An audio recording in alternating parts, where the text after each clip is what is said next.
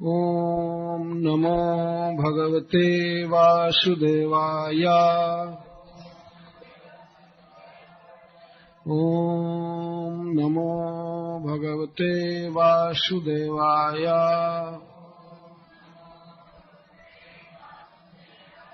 ॐ नमो भगवते वासुदेवाय।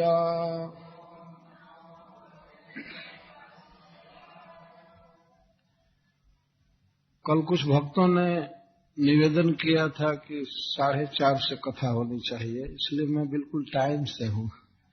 आप दोष दर्शन मत करेंगे। और 6:30 तक कथा होगी। 6:30 में आरती प्रारंभ होगी। लगभग 6:25 में कथा खत्म होगी।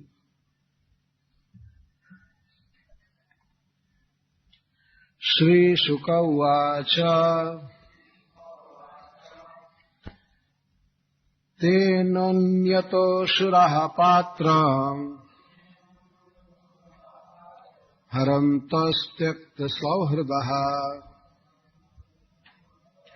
क्षिपन्तो दस्युधर्माणः आयान्तीं ददृशुः स्त्रियाम् अहो रूपमहो धाम अहो अस्य नवं वयः इति ते तामभिद्रुत्य पप्रच्छुर्जातहृच्छयः का त्वं कञ्जपला साक्षी कुतो वा किं चिकीर्षसि कस्यासि बद्वामोरु मथ्नन्तीव मनांसिनः न वयं त्वामरैर्दैत्यैः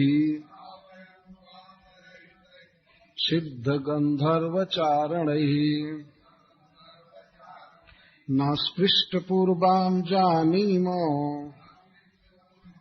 लोकेशैश्च कुतो नृभिः नूनं त्वं विधिना शुभ्रुः प्रेषितासि शरीरिणाम् सर्वेन्द्रियमनः प्रीतिं विधातुं सघृणेन किम् सा त्वं न स्पर्धमानानाम् एकवस्तूनि मानिनी ज्ञातीनां बद्धवैराणाम् संविधत्स्व सुमध्यमे वयं कश्यपदायादाः भ्रातरः कृतपौरुषः विभजस्व यथा न्यायम् नैव भेदो यथा भवेत्। श्री शुक उवाच। श्रील सुखदेव गोस्वामी ने कहा, ते वे अन्योन्यतः एक दूसरे से असुरः दैत्यगण पात्रम हरन्तः अमृत पात्र का हरण करते हुए त्यक्त सौहृदः परस्पर बंधुत्व छोड़ चुके थे। क्षिपन्तः एक दूसरे पर आक्षेप कर रहे थे, गाली गलौज कर रहे थे। दस्युधर्माणः उनका स्वभाव दस्युओं जैसा था। इसी समय आयान्तीं आती हुई ददृशुः देखे स्त्रियां स्त्री को आती हुई स्त्री को देख तो श्रील सुखदेव गोस्वामी कहते हैं कि पात्रम हरंतः, अमृत पात्र का हरण करते हुए, छीना झपटी करते हुए और एक के हाथ से दूसरा छीनते हुए, लेते हुए, वे असुर आती हुई स्त्री को देख, आयांतिम स्त्रियम ददृशु। उस समय असुरों की क्या दशा हो गई थी, तो इस पर सुखदेव गोस्वामी कहते हैं, ते अन्योन्यतः पात्रम हरंत, ते असुरा से पूर्वोक्त तो उनका सारा व्यवहार, सारी बातें याद कर लेनी चाहिए। ते असुरा, वे असुर, वो सुप्रसिद्ध खल और देवताओं से द्रोह करने वाले स्वार्थी बेईमान, वे असुर, ते असुरा। तो अन्योन्यतः पात्रम हरंत, एक दूसरे से पात्र छीन रहे थे और परस्पर में उनका सौहार्द नहीं रह गया था। सौहार्द का अर्थ है पारिवारिक स्नेह। जहां पारिवारिक स्नेह होता है, बंधुत्व होता है, तो व्यक्ति सोचता है मैं बाद में खाऊंगा, मेरे बच्चे हैं खा लें, अथवा मेरे पिताजी खा लें, मेरे भाई खा लें, पहले ये सुख से रहे, मैं दुख से ही रहूंगा। इसको सौहार्द कहते। लेकिन वे सब सौहार्द छोड़ चुके थे, यहां तक कि अन्योन्यता, एक दूसरे से वे दस्यु का व्यवहार कर रहे थे। डाकू हो गए थे, लुटेरे जैसे, और छिपंत आपस में बहुत कठोर वचन का प्रयोग कर रहे थे। यदि तुमने मुझे नहीं पीने दिया तो मैं तुम्हें जीने नहीं दूंगा, और जीते जी मैं तुमको पीने नहीं दूंगा। इस तरह से बोलते थे और गाली गलौज ऐसे करते थे जैसे लगता था कोई उनमें संबंध है ही नहीं। ये भगवान की माया से सब हुआ था। तो अमृत को पी नहीं सके, इस तरह से दस्यु स्वभाव के हो गए थे। इसी बीच में तब तक उन लोगों ने स्त्रियम ददृशु, स्त्री को देखा। कथम भूतम स्त्रियम, आयांतिम स्त्रियम, इन्हीं लोगों के तरफ वो आ रही थी और बहुत सुंदरी अकेली युवती स्त्री आ रही थी।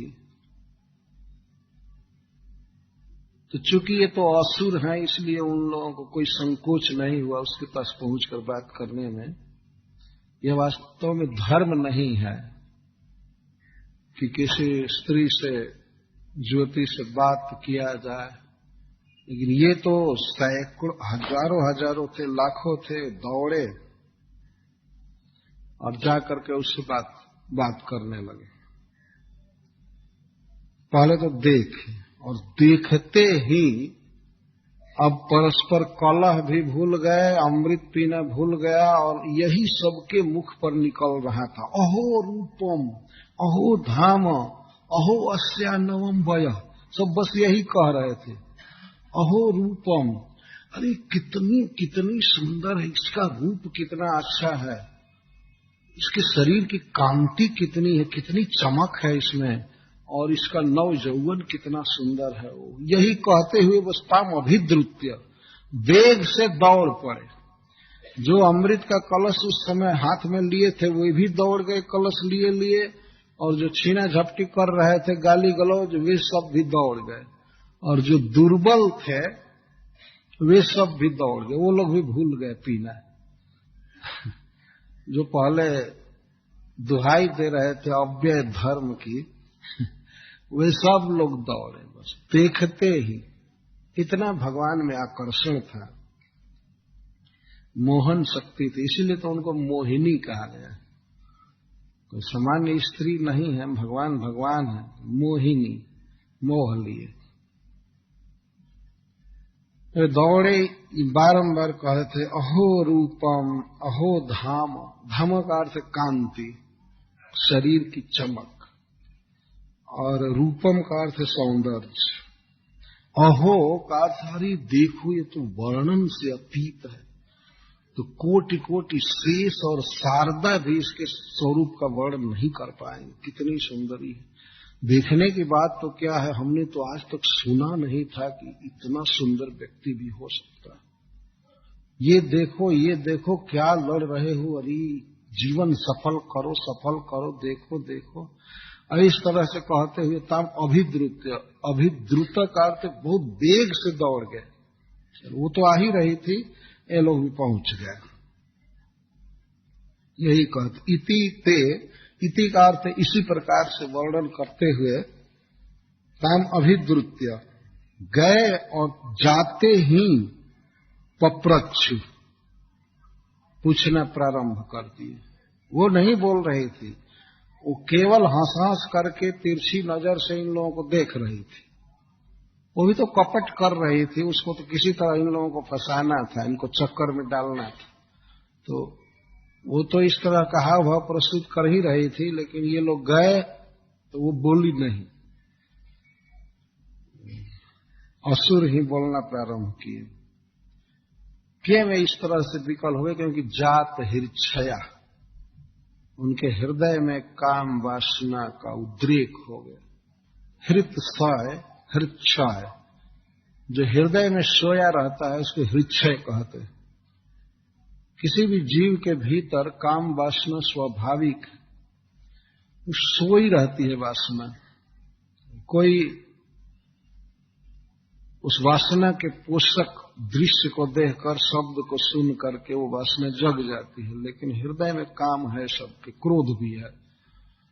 तो क्रोध भी सब समय नहीं दिखाई देता है, लेकिन क्रोध रहता है हृदय में, तभी तो कभी अवसर पाकर के भभक जाता है आ जाता है, वो रहता है। जैसे भूमि में बहुत से बीज रहते हैं, लेकिन वर्षा काल आने पर तब वे उग जाते हैं। अनेक प्रकार के पौधे, घास सब उग जाते हैं, लेकिन वे रहते हैं। इसी प्रकार से किसी भी जीव के हृदय में वासनाएं हैं, कामनाएं हैं, तो अनुकूल अवसर आने पर प्रकट हो जाती है। इसीलिए काम को हृच्छय कहा गया, जो हृदय में सोया रहा। जो छोटा सा बच्चा है, उसके हृदय में भी काम है, लेकिन शरीर के कारण, शरीर की असमर्थता के कारण जैसे भी उसमें काम प्रकट नहीं होता है। युवा होते ही वो काम प्रकट हो जाता है, पर है शुरू से ही। वो मर नहीं सकता है। शरीर चाहे वृद्ध हो, चाहे बच्चा हो, चाहे जवान हो, चाहे वो कुत्ता का शरीर हो, चाहे मच्छर का हो, ये वासनाएं जीव के साथ ही रहती है। इसी वासना का नाश कर देना तो ये बहुत बड़ी सफलता है। तो हृच्छय कहते हैं। तो जात हृच्छया, उनके हृदय में जो काम विकार था वो उस स्त्री को देखते ही जात बिल्कुल पूर्ण रूपेण प्रकट हो गए। और पहुंच करके पूछते, आपस में परामर्श भी नहीं किए कि इससे बात करना चाहिए या नहीं करना चाहिए। और वहां पर कोई संकोच नहीं है। पिता है तो पुत्रों के सामने बात करने लगा, पुत्र है तो बात की परवाह न करके लगा स्त्री से बात करने। सभी यही पूछ रहे हैं, और प्रत्येक का यही अभिप्राय था कि मैं ऐसी मीठी वाणी बोलूं कि स्त्री हमारे साथ हो जाए। प्रत्येक का यही विचार था। अरे वो लोग एक चुन लेते कोई सुंदर राजकुमार और कहते कि इसी के साथ विवाह हो जाए, तो चलो यह भी एक अच्छी बात थी। लेकिन प्रत्येक चाहता था कि बस मेरे साथ ही ये रहे, मेरे साथ ही रहे। तो जाकर पूछते हैं, का त्वं कंजपला साक्षी कुतो वा किम चिकीर्षसि कस्यासि बदबामरु मथनन्ति व मनांसिनः। उस स्त्री की आंखों पर बार बार देख रहे थे। तो कहते हैं, सबसे पहले संबोधन करते हैं, कंज पलासाक्षी। कंज का अर्थ है कमल पद में, और पलाश का अर्थ है उसकी भीतर की पंखुड़ियां, और अक्षी आंख वाली। हे कमल सदृश नेत्र वाली, ये संबोधन है, ये इनके काम का सूचक। चूंकि वह स्त्री भी इनके तरफ देख रही थी और परस्पर में एक व्यक्ति के हृदय में छिपे हुए भावों का प्रकाशन आंख से ही होता है और वाणी से होता है, तो उसके आंखों पर देख रहे थे मुख्य रूप से, और इसके आंखों की सुंदरता का निरूपण करते हुए कहते, हे कंज पलाशाक्षी, हे सुंदर नेत्र वाली, हे सुंदर आंखों वाली, हे कमल नयना, हे कमल नेत्रा, तुम का, तुम कौन हो, तुम का, तुम्हारा क्या परिचय है। ये दुष्ट है। अरे कोई भी लड़की हो, जा रही है जब रास्ता पकड़कर, तुम क्यों पूछ रहे हो। इस प्रकार की काम दृष्टि करना, यह तो सीधा सामाजिक तत्व के भी विरुद्ध है, वैदिक तत्व के विरुद्ध तो है ही, लेकिन असुर हैं, कुछ भी कर सकते हैं, पूछ सकते हैं, और पूछने में पहले ही जाकर के नेत्र का और सुंदरता का वर्णन करते हुए पूछते, का तुम कंज पलाशाक्ष। पर पूछे क्यों नहीं, वो मोहिनी ऐसा चक्कर में डाली थी कि ये पूछते क्या। अब तो सामने मोहिनी इनके अमृत को पहले बांटने लगी देवताओं को, और फिर भी ये सह लिए। देखिए मोहन भगवान का, जो अमृत छीन करके भागे थे, उसी अमृत को भगवान पहले देवताओं को पिलाने लगे, और फिर भी धैर्य से बैठे। क्यों बैठे थे आगे सुखदेव गोस्वामी बताएंगे कि भगवान का मोहन मंत्र देखिए। का तुम कंज पलाश, तुम कौन हो, का अर्थ है किस जाति की हो, कि देवी हो, कि दैत्य कुल की हो, कि नागों की कुमारी हो। का तुम कौन हो, मनुष्य तो हो नहीं सकती हो। आगे लोग स्वयं भी कहते हैं, क्योंकि दैत्य भी जानते हैं कि मनुष्य तो बहुत थर्ड क्लास के व्यक्ति होते हैं, किसी काम के नहीं। आगे स्वयं कहते हैं, तुम का, तुम कौन हो, कौन सी जाति के हो, देवता हो, दैत्य हो, नाग हो, गंधर्व हो, यक्ष हो, किन्नर हो, किस जाति के हो, तुम का। और वास्तव में वो मोहिनी किसी जाति की नहीं, वो तो भगवत जाति की, वो तो भगवान है। वो न तो देवी है न यक्ष है, भगवान तो भगवान है। तो बड़ा मजेदार प्रश्न है इनका, तुम कौन हो। इतने पढ़े लिखे, इतने बड़े बड़े विद्वान हैं दैत्य, इतना बड़ा काम किए, लेकिन फिर भी भगवान के विषय में नहीं जानते हैं, या उस स्त्री के विषय में नहीं जानते। तो तुम कौन हो, कुतोवा, कुतहवा, और कहाँ की हो। पहला तो पूछे तुम कौन हो और कहाँ की हो, कहाँ से आई हो। आखिर कोई तुम्हारा स्थायी घर होगा ना। उन मूर्खों को पता नहीं था कि वैकुंठ की है, वैकुंठ से आई है। तो वे समझते होंगे कि अमरावती की हो, कि भोगवती की हो, कि अलकापुरी से आई हो, कि बॉम्बे से आई हो, कलकत्ता से आई हो, कहाँ से आई हो। अब इस तरह से वे पूछ रहे थे कहाँ से आई हो। तो वो बोल नहीं रही थी। ये लोग चाहे कुछ भी कह रहे थे, वो केवल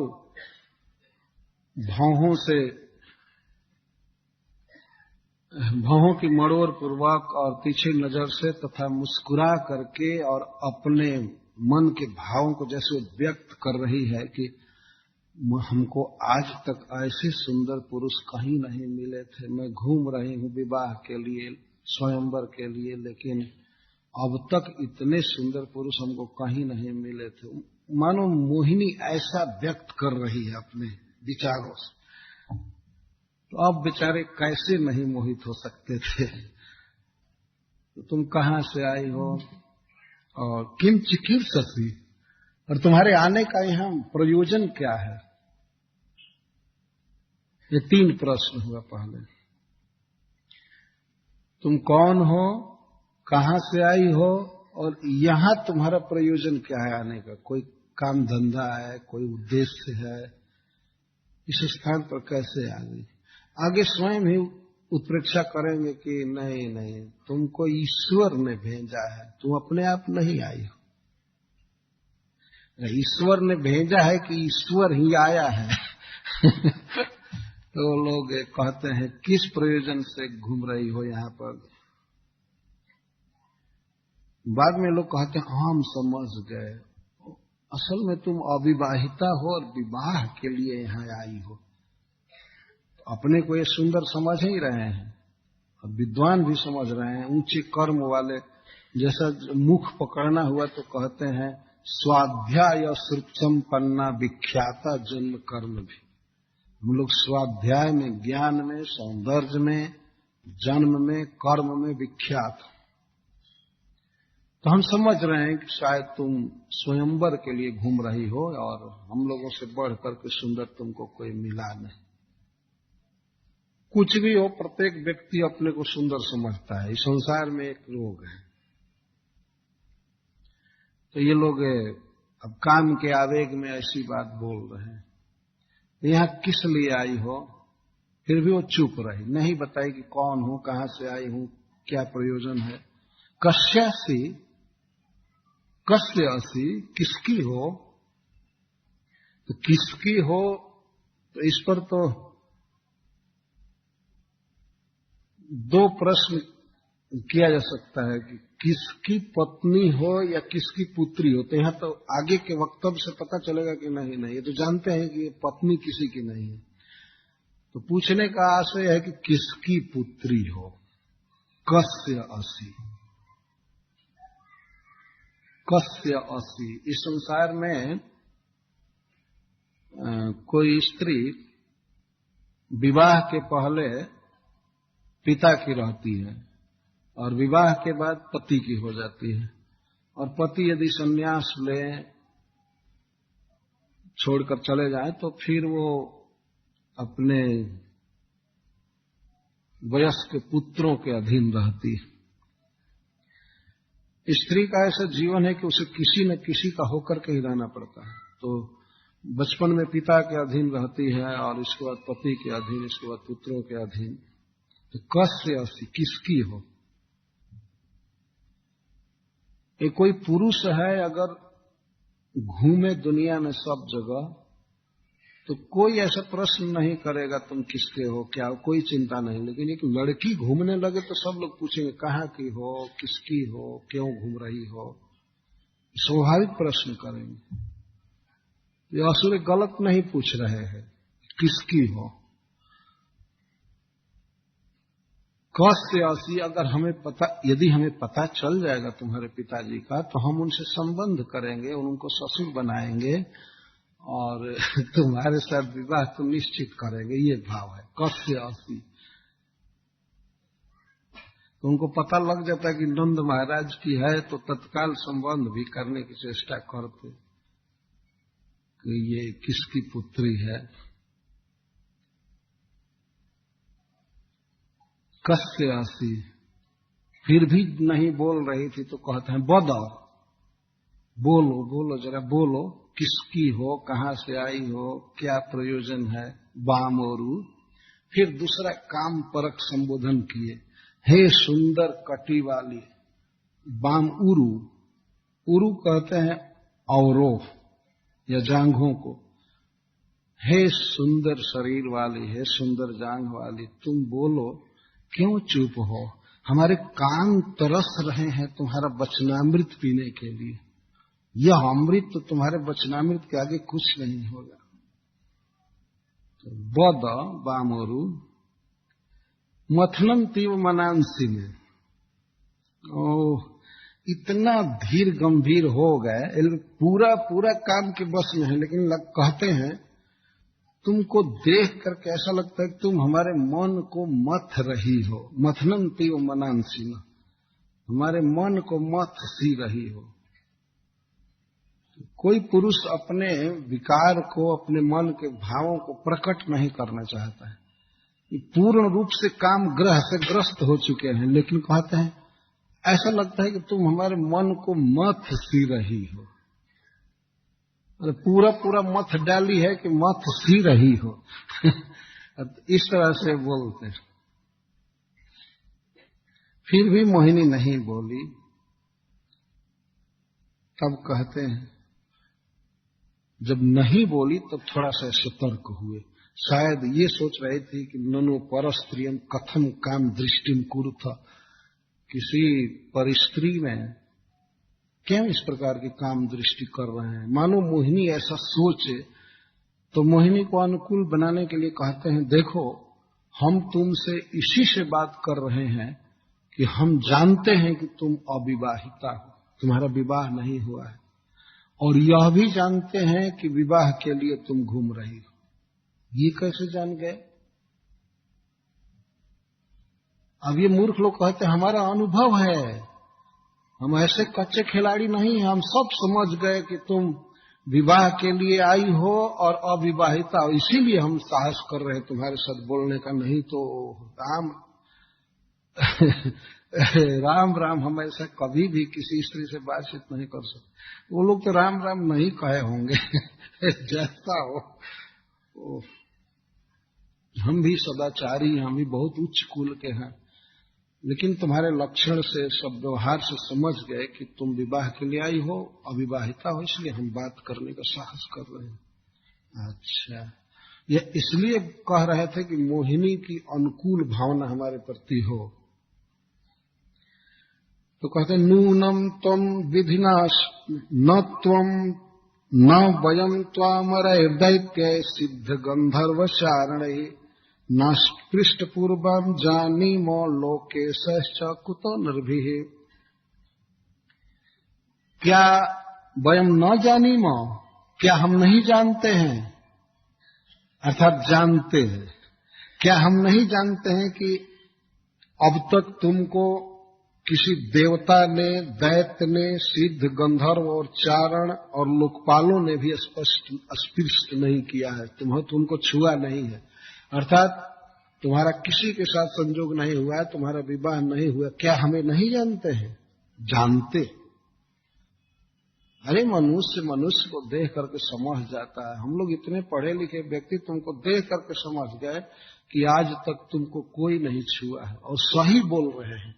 भगवान को न देवता जानते हैं न दैत्य जानते हैं, आज तक कोई भगवान को नहीं पहचान सका है। एक दृष्टि से इनकी बात सही है, लेकिन दूसरे दृष्टि से ये तो केवल अपने काम वासना का अनुवाद कर रहे हैं। क्या हम नहीं जानते हैं कि आज तक दैत्यों ने या देवताओं ने किसी ने तुम्हारा स्पर्श नहीं किया है? फिर मनुष्य कहां से करेंगे? कुतो नृभि, मनुष्यों के द्वारा तुम तो स्पृष्ट नहीं हो, ये तो कहना ही क्या है। यहां तक कि लोकेश ही, लोकेशों के द्वारा, लोकपालों के द्वारा, इंद्र आदि लोकपालों के द्वारा या दैत्य, सिद्ध, गंधर्व, चारण, किसी ने भी आज तक तुम्हें छुआ नहीं है। कहने का आशय यह है कि अभी तुम किसी की हो नहीं पाई हो, तुम्हारा विवाह नहीं हुआ है, और इसी कारण से हम ये साहस कर रहे हैं, नहीं तो हम तुमसे कभी बात नहीं करते। हम परम धर्मात्मा हैं, हम नियमों के पक्के हैं। इस तरह से अपनी सदाशयता व्यक्त कर रहे। फिर भी नहीं बोली वो, केवल हंस हंस कर देख रही थी। तब वे कहते हैं छोड़ो इन बातों को, तुम चाहे कुछ भी हो, किसी भी प्रयोजन से आई हो, किसी की भी पुत्री हो, इससे क्या हम लोगों को लेना। इतना हम जानते हैं कि ईश्वर ने बहुत ही अनुग्रह किया तुमको हमारे पास भेज करके। नूनम त्वम विधिना शुभ्रु प्रेषितासि शरीरिणाम सर्वेन्द्रिय मनः प्रीतिम विधातुम सघृणेन की। फिर आपस में विचार करते हैं और उससे कहते हैं कि तुम्हारे यहां आने का कारण क्या है? क्या तुम स्वयं आई हो कि तुमको ईश्वर ने भेजा है? स्वयं नहीं आई, स्वयं नहीं आई हो, क्योंकि हमारा इतना बड़ा भाग्य नहीं है कि तुम स्वयं आओगी। सघृणेन स्नेहवान विधाता ने भेजा है। ईश्वर हमारे प्रति बहुत स्नेह करता है, बहुत अनुकूल हुआ है, हमारा भाग्योदय हुआ है, तब ईश्वर ने तुमको हमारे पास भेजा। एक स्त्री को पा करके ये लोग समझते हैं कि यही भाग्योदय है। इस संसार में बहुत से लोगों का ये विचार देखा जाता है कि जब उनको स्त्री मिल जाती है तो सोचते हैं अब हमारे जीवन का परम लक्ष्य पूरा हो गया, मैं धन्य हो गया, अब तक तो मैं अभाव में था लेकिन अब धन्य हो गया। और प्रश्न करते हैं कि तुम स्वयं आई हो यहाँ कि तुमको ईश्वर ने भेजा है? नहीं नहीं, ईश्वर ने ही भेजा, ये निश्चित कर रहे हैं, क्योंकि ईश्वर सघृण है। घृणा का अर्थ स्नेह होता है संस्कृत में, हिंदी में तो घृणा का अर्थ नफरत आदि होता है, लेकिन संस्कृत में घृणा का अर्थ स्नेह होता है। सघृणेन विधिना, जो जगत का ईश्वर है, विधाता है, किसी स्त्री का विवाह कराता है किसी पुरुष से, किसी को मिलाता है, किसी से बिछुड़ा देता है, तो विधाता वो ईश्वर निश्चित ही हम लोगों के प्रति बहुत स्नेहवान है, कृपा किया है, इसीलिए तो इतना बड़ा दान दिया, इसीलिए तो इतना बड़ा सौभाग्य दिया हमारा। तो निश्चित ही तुम ईश्वर के द्वारा भेजी गई हो। और ये मूर्खों को पता नहीं कि ईश्वर के द्वारा भेजी नहीं गई, वो ईश्वर ही आया है, बहुत कृपा करके आया है। तुम लोग जो कृपा करने लायक हो तो खूब कृपा करने के लिए आए। एक दृष्टि से दैत्यों का बहुत बड़ा भाग्य था कि वो भगवान का दर्शन कर रहे थे। भगवान अजित का दर्शन तो किए ही थे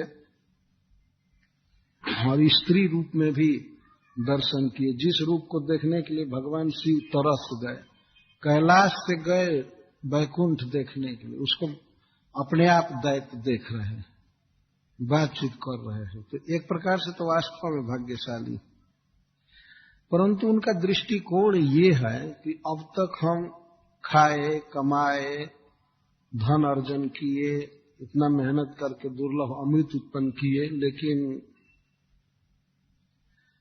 अब तक कुछ भी उपलब्धि हमें हुई तो हम ऐसा समझे कि विधाता या भगवान हम पर आज तक प्रसन्न नहीं था। आज प्रसन्न हुआ है जब तुम मिली, क्योंकि तुम्हारे भीतर हम 14 रत्न देख रहे हैं। एक संस्कृत में एक विद्वान ने कहा है कि ये लोग मोहिनी से बात कर रहे दैत्य लोग, तो कहते हैं ये मूर्ख देवता समुद्र मंथन करके मर गए, न अमृत मिला न तुम मिली, तो हम लोगों को तो तुम मिल गई, और अमृत न भी मिले तो 14 अमृत तो तुम्हारे भीतर है, सर्व रत्न रूपा हो तुम। तो उस संस्कृत के श्लोक में वे कहते हैं, हास्यम शंख निभम नितंब तुर्गौ रंभादि जंघा दोयम वैद्यस्ते हृदयम धनुश्च भ्रिकुटी मध्यम च ते दर्शनम वक्त्रम पूर्ण शशि सुधाधर लता दंता मणि श्रेणय कांति श्री गमनम गज परिमलस्ते पारिजात द्रुम बाणी काम दुघा कटाक्ष लहरी तत्काल कूटम विषम हे तन्वंगी मुधैव किंतु मथितो मूढ़ सुरय सागर। हे तन्वंगी, हे क्षीण कटी वाली, मूढ़ देवताओं ने समुद्र मंथन किया, बेकार किया, हम लोगों को भी मार डाला, वही आकर के प्रस्ताव डाले, अरे 14 रत्न प्राप्त हुआ, ये क्या है तुम्हारे आगे? हास्यम शंख निभम, तुम्हारी हंसी ही शंख है। उस शंख में क्या दम है? वो चुपचाप रहता है, लेकिन ये शंख तो बीच बीच में बोलता रहेगा। तुम्हारा हास्य ही शंख है। नितंब तुर्गवर, तुम्हारे नितंबहीन उच्च श्रवा 2 घोड़े हैं। रंभादि जंघा द्वयम, और तुम्हारी दोनों जांघें वही रंभा आदि हैं, अप्सराएं हैं। वैद्य चते हृदय, तुम्हारा हृदय ही वैद्य है, धन्वंतरी है। अगर कोई व्यक्ति तुम्हारे हृदय से लग जाए, आलिंगन करे, तो उसके जीवन में कहाँ कोई रोग रहेगा, शोक रहेगा। यही धन्वंतरी है। तुम्हारा हृदय ही धन्वंतरी है।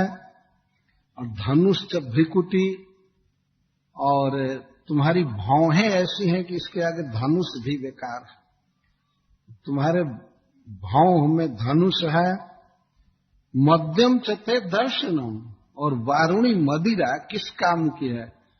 तुम्हारा तो दर्शन ऐसा है कि उसको देखते ही नशा चढ़। मदा स्त्री नामक एक ऐसी मदिरा बनाया है कि देखते ही कुछ लोगों को नशा चढ़ जाता है। तो इसलिए ते दर्शनम मध्यम, तुम्हारा दर्शन ही मध्य है। तो वारुणी भी तुम्हारे भीतर है। वक्त्रम पूर्ण शशि, तुम्हारा मुख पूर्ण चंद्रमा है। और वो समुद्र मंथन से निकला वो तो द्वितीया का चंद्रमा निकला, कटा छटा। और तुम्हारा मुख तो पूर्ण शशि है। तो समुद्र मंथन से निकला हुआ चंद्रमा तुम्हारे मुख चंद्र के आगे कुछ भी नहीं है। और उस शिव जी को मिला, क्या करेंगे द्वितीया का चंद्रमा लेकर? हम लोगों को तो पूर्ण चंद्र मिल गया और तुम्हारा मुख मिला। वक्त्रम पूर्ण शशि, सुधाधर लता। और ये अमृत कलश क्या है? तुम्हारे ओठों पर, तुम्हारे अधर पर जो अमृत है वही वास्तव में सुधा है, अधर सुधा। दंता मणि श्रेणय, और वो अजित विष्णु समझते होंगे कि हम बहुत भारी मणि ले लिए कौस्तुभ। तुम्हारे मुख में 32 कौस्तुभ मणि है जो हम लोगों को मिला हुआ है। वाह! और वास्तव में भगवान के दांत तो उस कौस्तुभ मणि से बढ़ करके है, तो सब दिव्य है, चिन्मय है। तो वो विष्णु अपने को भाग्यशाली मानते होंगे एक कौस्तुभ मणि लेकर के, लेकिन दंता मणि श्रेणय, तुम्हारे समस्त दांत मणि की श्रेणियां हैं, कौस्तुभ की श्रेणियां हैं। कांति श्री, तुम्हारे शरीर की कांति में श्री है। विष्णु अपने को भाग्यशाली मानते होंगे लक्ष्मी से विवाह करके, लेकिन हम उनसे बढ़ करके हैं। तुमको हम पाए, तुम मिली हमको, तो हम उनसे ज्यादा भाग्यशाली। श्री क्या है तुम्हारे आगे? तुम्हारे कांति में श्री है। गमनम गज, और तुम्हारी चाल गजराज की सी है। तुम्हारे एक एक चाल में ऐरावत भरा हुआ है। वो तो एक ऐरावत लिया इंद्र, लेकिन हम लोग तो रोज ऐरावत देखेंगे और यहीं रहेंगे। तुम्हारे चाल में गजगामिनी है, तुम गज प्रत्येक चाल में।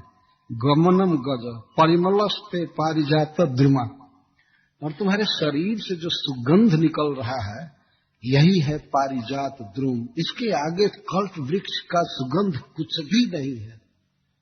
तुम्हारे शरीर से जो सुगंध निकल रहा है इसके आगे पारिजात कुछ भी नहीं। और वाणी काम दुघा, और तुम्हारी वाणी में कामधेनु गाय है। तुम्हारी वाणी ही कामधेनु है। और कटाक्ष लहरी तत्काल कूटम विषम, और एक बात है कि विष भी तुम्हारे भीतर है। तुम्हारा जो कटाक्ष है, तुम जो तिरछी चितवन से देखती हो, ये तो हृदय में ऐसा लगता है कि जहर फैल गया, ये विष फैल गया। तो हे तन्वंगी, ये 14 रत्न तो तुम्हारे भीतर अवस्थित हैं। हम लोग तो तरस खा रहे हैं मूर्ख देवताओं पर कि क्यों समुद्र मंथन किए, और किए तो उन मूर्खों को फल मिला, कुछ भी नहीं मिला, अमृत भी नहीं मिला, तुम भी नहीं मिली, सब कुछ से गए। तो बेकार परिश्रम किया। भगवान या ईश्वर हम पर प्रसन्न है कि तुमसे हमको मिला दिया। धन्य है हमारा भाग्य, हम किस वाणी से अपने सौभाग्य को गावें। हम यही जानते हैं कि ईश्वर ने भेजा है और हमारे सुकृत का फल नहीं है, हमारे किसी उद्यम का फल नहीं है। हम लोग क्या जानते थे कि रास्ता चलते चलते इतना बड़ा सौभाग्य उदित हो जाएगा। ईश्वर ने भेजा है। क्यों भेजा है? सर्वेंद्रिय मन प्रीति विधातु, हमारी समस्त इंद्रियों को और मन को सुख में विभोर करने के लिए विधाता ने भेजा है। अब तक हम आंख से कुछ भी देखे हैं, आंखों को वास्तविक सुख नहीं मिला, अब सुख मिल रहा है। तुमको देख करके हमारी आंखें अब तृप्त हो रहेंगी और तुम्हारी बात सुन करके हमारे कान तृप्त रहेंगे, तुम्हारे दिव्य शरीर की सुगंध से हमारी नासिका धन्य हो गई, तुम्हारा स्पर्श करके हमारी त्वगिंद्रिय धन्य होगी और तुम्हारा उच्छिष्ट खा करके हमारी रसना धन्य हो जाएगी। इस तरह से ये लोग बोल रहे हैं। हम धन्यति धन्य हो जाए, सर्वेंद्रिय मनोह प्रीति। और लोगों को जो कुछ भी मिला है देवताओं को तो उनके एक इंद्रिय को तृप्त करेगा। पारिजात मिला है तो केवल नासिका को सुगंध देगा, बस हो गया। लेकिन हम लोगों को तो समस्त इंद्रियों को तृप्ति प्राप्त होगी। विधाता बहुत कृपा किया है, बहुत कृपा किया है, बहुत कृपा से हमारे पास भेजा है। तो असुर लोग इंद्रिय तृप्ति को ही अपने जीवन का परम लाभ मानते हैं।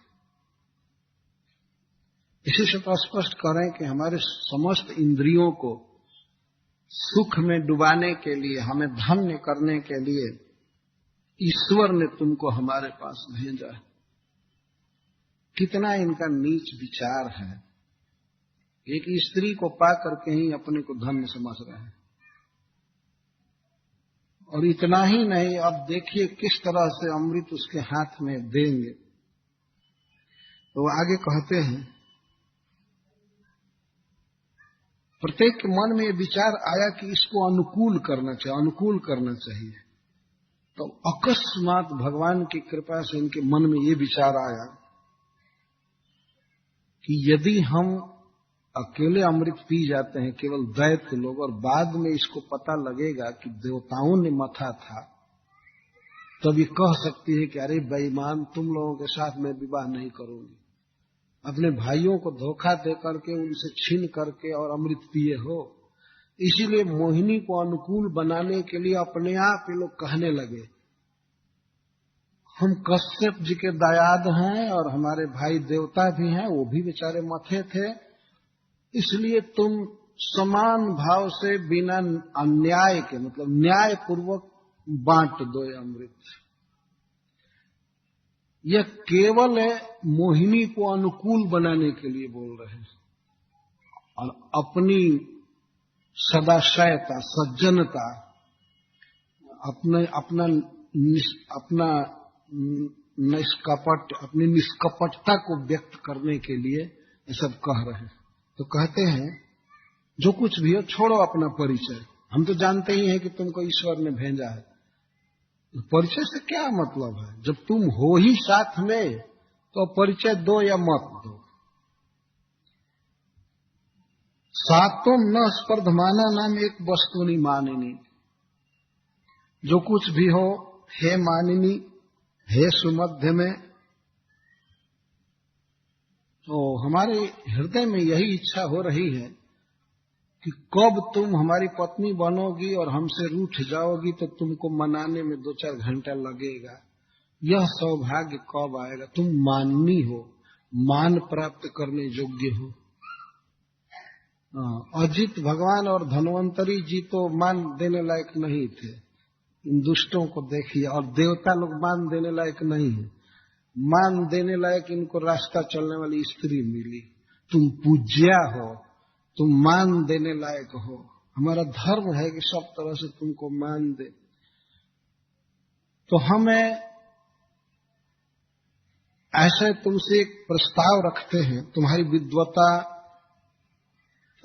तुम्हारे विदुषत्व से हम बहुत प्रभावित हैं।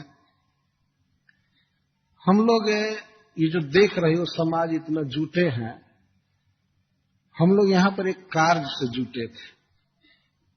हम हैं और हमारे भाई ही देवता हैं, ये सब मिल करके हम लोग समुद्र मंथन किए और समुद्र मंथन से अमृत उत्पन्न हुआ। तो उस अमृत के विषय में, उस अमृत पीने के विषय में हम लोगों में आपस में विवाद है। हम लोगों में आपस में विवाद है और हम ये चाहते हैं कि हम परिवार में, ज्ञातियों में तुम शांति करा दो, कॉम्प्रोमाइज करा दो। हम लोग आपस में लड़ रहे हैं, बेकार झगड़ा कर रहे हैं, तो तुम शांति कर दो। मतलब तुम हमारा पंच बनो और जस्टिस बनो और हमारा सब झगड़ा मिटा दो। तो उसको इतना गौरव दे रहे हैं, इतना बड़ापन दे रहे हैं कि हमारी पत्नी बन जाए, हमारे प्रति अनुकूल हो जाए। केवल यही उद्देश्य है। ज्ञातीनम बद्ध बैराणम, वैसे हम लोग हैं परिवार के लोग, समान परिवार के, लेकिन बद्ध बैराणम, हम लोगों में आपस में बैर बढ़ गया है, कलह चल रहा है। इसलिए संविधत्स्व, तुम शांति प्रदान करो, नहीं तो हम लोग ऐसे ही लड़ते रह जाएंगे, दुर्दशा हो जाएगी। ईश्वर ने तुमको भेजा है तो तुम शांति स्थापित करो। हे सुमध्य में, हे सुंदर मध्य भाग वाली। इसका अर्थ है कि हे छीण कटी प्रदेश वाली। तो मानो मोहिनी ने कुछ मौन भाव से कहा होगा, क्या कलह है, किस वस्तु के लिए विवाद है? तो ये कहते हैं, वयम कश्यप दायादा भ्रातरः कृत पौरुषा विभजस्व जथा न्यायम नैव भेदो जथा भवेत्। हम कश्यप जी के दायाद। मोहिनी ने मानो ये कहा होगा कि आप लोग कौन हैं, मैं तो परिचय नहीं जानती हूं। तो ये कहते हैं, वयम कश्यप दायादा, हम लोग कश्यप जी के दायाद, बहुत ऊंचे वंश के और भाई हैं। कृत पौरुषा, यहां पर हम लोग बहुत भारी पौरुष किए, परिश्रम किए हैं। तो यह अमृत उत्पन्न हुआ है, इसको तुम जथा न्याय वितरण कर दो, इसको वितरित कर दो। देखिए भगवान की प्रेरणा इनके हृदय में। जिस अमृत को छीनकर भागे थे, झगड़ा कर रहे थे पीने के लिए, उसी अमृत को उसी भगवान से कह रहे हैं कि वितरित कर दीजिए। और जथा न्याय कह रहे हैं, न्याय से बांटिए, जो देने लायक न हो उसको मत दीजिए, जो देने योग्य हो उसको दीजिए। तो आपको ही अगर रखा, मान लीजिए हम इतने श्रोता हैं, यहां पर किसी को कहा जाए कि आप अमृत लीजिए और न्याय पूर्वक बांटिए, तो क्या आप दैत्यों को देते? कोई भी व्यक्ति क्या उन दुष्टों को देता? न्याय यही था कि उन लोगों को एक बूंद नहीं देना। इनके मुख से ही निकल रहा है कि जथा न्याय बांट दो, वितरण करो, विभाग करके दे दो। इसी से कहा जाता है कि मनुष्य सब जगह पार पा जाएगा, लेकिन भगवान से पार नहीं पा सकता। बिना कलह के मोहिनी के हाथ में कलश आने वाला है वो आ जाएगा। यह है भगवान की मोहन शक्ति। जथा न्यायम विभजस्व, जथा न्याय बांट दो, जिससे भेदो जथा न भवे, जिससे भेद न हो, मतलब फिर कलह न रह जाए, विग्रह न रह जाए। क्यों, ये कहीं परिवार है तो क्यों झगड़ा रहेगा। और बहुत बड़ा यश तुमको मिलेगा कि देवताओं और दानवों में जो अनादि काल से कलह आ रहा था, उसका निवारण किसने किया? तो अब तो भाई तो नाम नहीं जानते हैं उसका, कहें कि मोहिनी ने किया। शायद ये लोग मोहिनी कहते होंगे उसको, अभी नाम तो जानते नहीं, वो बोली नहीं है। तो तुम्हें इस शांति स्थापन का बहुत बड़ा यश मिलेगा, हम तुम्हारे ऋणी रहेंगे और तुम हमें शांति स्थापित करो, जिससे कि आज से सारा कलह मिट जाए, झगड़ा मिट जाए, और जो उचित है वो करो, बांट दो। यह कहने में इनका ये तात्पर्य नहीं था कि देवताओं को दिया जाए। कथा सावधानी से सुननी चाहिए। इनका तात्पर्य था कि हम पर अनुकूल भाव उत्पन्न हो इसका। देवताओं को देने की इच्छा नहीं थी अभी भी। ये जानते थे कि हमसे ये इतना प्रेम करती है हमारे प्रेम में इतना पड़ गई है कि ये तो देवता को तो पूछेगी नहीं, ये तो हमको ही देगी। लेकिन ऊपर से सब कह रहे हैं कि न्यायपूर्वक बांट दो, शांति स्थापित कर दो, ये कर दो, ये कर दो। दुष्ट व्यक्ति कितना भी मधुर बोले लेकिन विश्वास नहीं करना चाहिए। ये कह रहे हैं कि हम जथा न्याय बांट दो, सबको दे दो, लेकिन इनका ये इरादा नहीं है कि बांट दिया जाए। अमृत तो हमको देगी, और उसमें भी व्यक्तिगत रूप से जान रहे हैं कि जब हमारे प्रति ऐसे देख रही है और जब मैं बैठूंगा अमृत पीने के लिए तो पूरा हमारा लोटा भर देगी, ये पूरा हमको देगी, गिलास भरेगी। उनकी स्पेशल आकर्षक दृष्टि से वो देख रही थी, तो देवताओं को कहां से देगी? इनको ये नहीं पता था कि देवताओं की माँ आई हुई है और पोसेगी, उनको अमृत पिलाएगी। इस प्रकार बोल रहे हैं कि शांति स्थापित कर दो, ये करो, कर दो। शांति स्थापित चाहते हैं। भगवान के चरण में गिर करके कहे होते कि शांति कराइए, झगड़ा मिटा दीजिए, तो भगवान कब का मिटा दिए हो? तो भगवान से झगड़ा करके और एक स्त्री से निहोरा कर रहे हैं, विनय कर रहे हैं कि शांति स्थापित कर दो। वो तो अच्छा शांति स्थापित कर देगी।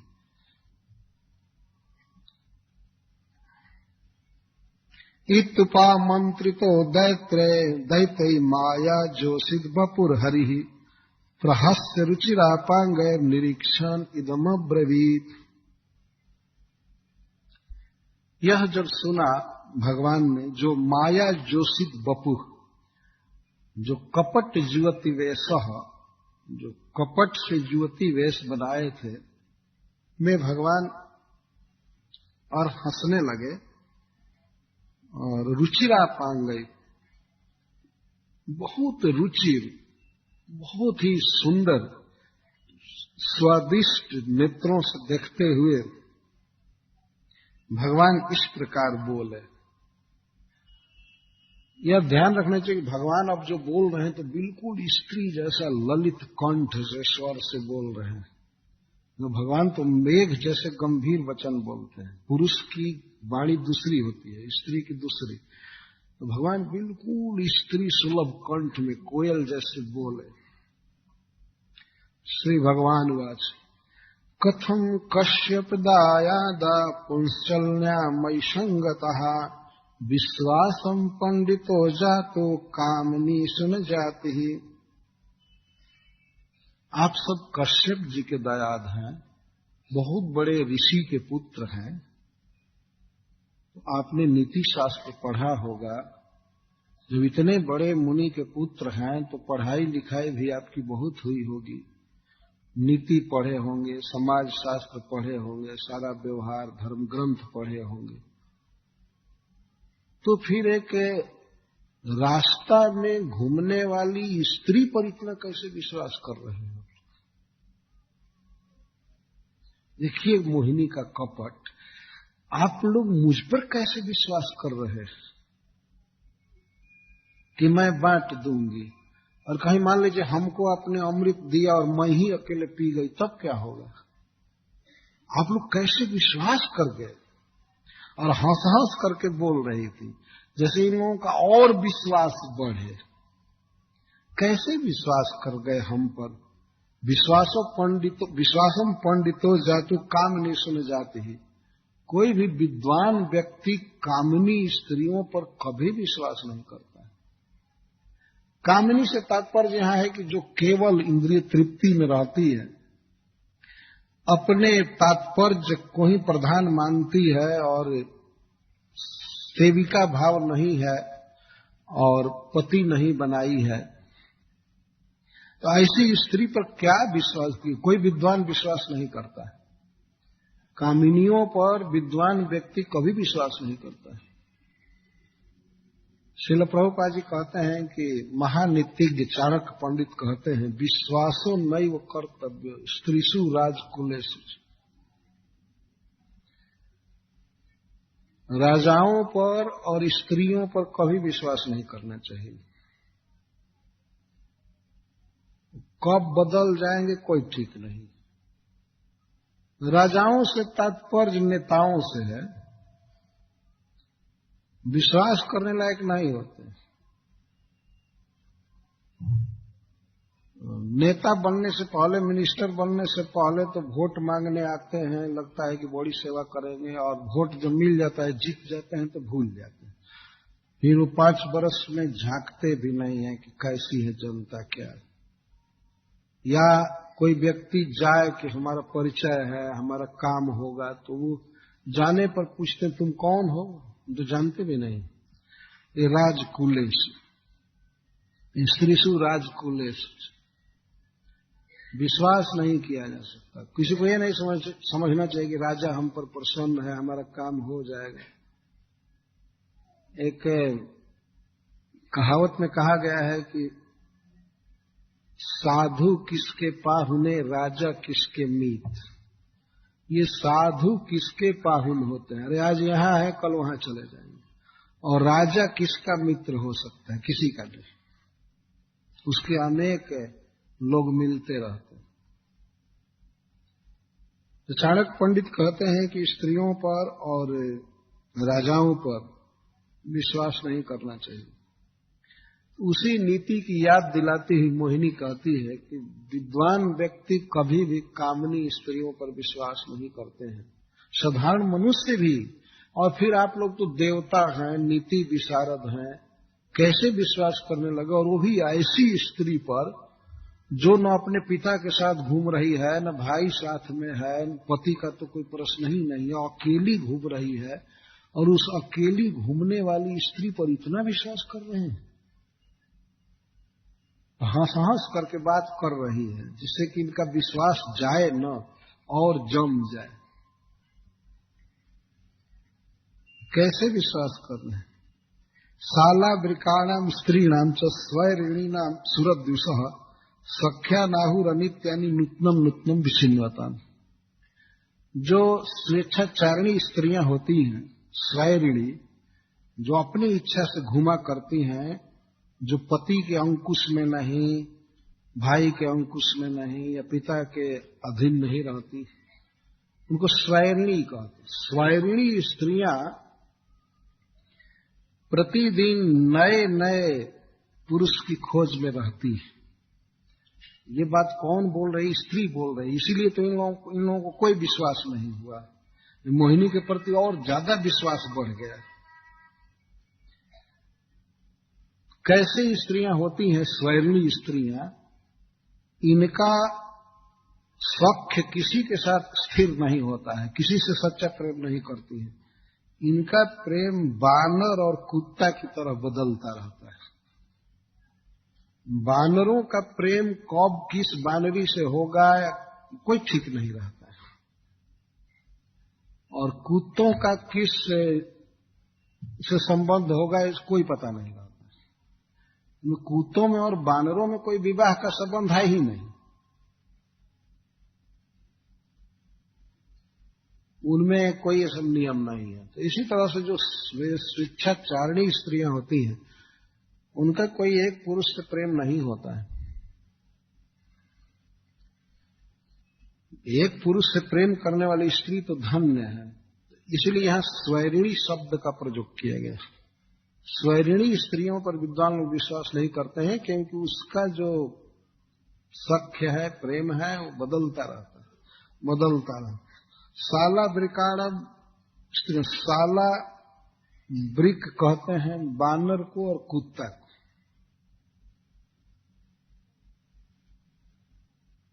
कोई स्थिर संबंध नहीं रहता है।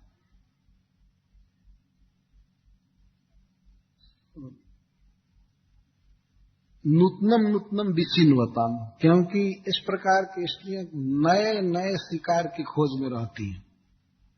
नूतनम नूतनम विचिन्वताम, नए नए पुरुषों से प्रेम बढ़ाती रहती है, करती रहती है। इसलिए विश्वास नहीं किया जाता है। आप लोग कैसे विश्वास कर रहे हैं, मुझ पर कैसे विश्वास कर रहे हैं। जब इस प्रकार मोहिनी ने कहा कि आप लोग हम पर विश्वास मत कीजिए, नीति से रहिए, हो सकता है मैं गलत कर दूं, लेकिन हाव भाव से ऐसा कर रही थी वो गलत करने ही वाली नहीं है। वो जो कुछ करेगी ठीक करेगी और जिससे बात कर रही थी उसी के साथ विवाह करेगी, इस प्रकार से बोल रही थी। तो ये लोग उसकी बात को छेली समझे, परिहास समझे, ये हमारे साथ मजाक कर रही है। इति ते छेलित तस्य आश्वस्त मनुष्य असुरा, असुरा आश्वस्त मनुष्य, पहले से भी अधिक आश्वासन हो गया, बढ़ गया। जैसे जैसे वो अपने को कपटनी कह रही थी, अविश्वास्या कह रही थी, वैसे वैसे विश्वास और दृढ़ होने लगा। और जहसु और असुर लोग हंसे ठठा करके, अरे बात कहाँ भाग रही है, हम समझ रहे हैं क्या रहे, जो तुम समझ रहे हो तो खूब पता है। जहसुर भाव गंभीरम, भाव गंभीर का अर्थ है आपस में लोग दूसरे लोग कहते हैं देखो कहाँ बात जा रही है, समझ रहे हो। अरे संसार में जो दुराचारणी स्त्रियां होती हैं वे भी अपने को सती कहती हैं, वे अपने दोषों को छिपाती हैं, गुण कहती हैं। और यह सर्वगुण मंडिता सती शिरोमणि स्त्री अपने को अविश्वास्या कह रही। देखो इसका विलक्षण स्वभाव कितनी महान है, इसको केवल अपना दोष दिखाई दे रहा है, जबकि इसमें दोष का गंध भी नहीं है। यही तो महानता है ना, यही सदाशयता है। अपना दोष देख रही और हम लोगों को गुणवान मान रहे। कश्यप जी के दयाद हैं, विद्वान हैं, पढ़े लिखे हैं, तो क्या ये हम लोगों से कम है क्या? बताओ। तो आपस में हंसते हैं, अरे देखो कितना अच्छा भाव बोल रहे, कितना गंभीर आशय है। शब्द कुछ और है लेकिन भाव कुछ और है। हमने तो ऐसी नारी ऐसी स्त्री आज तक देखा नहीं, सुना नहीं। ओहो, केवल विधाता ने सुंदर ही नहीं बनाया है इसको, बहुत ही सुशील और विदुषी बनाया है, विद्वान है, बोलना जानती है। हम तो जानते थे कि केवल सौंदर्य भर है इस तरह से आपस में बात कर रहे थे और एकदम लट्टू हो गए मोहिनी पर। वो कह रहे कि विश्वास मत कीजिए तो अब तो एक चरण के दास बन जाएंगे, जो कुछ भी कहेगी करेंगे, जो कुछ भी।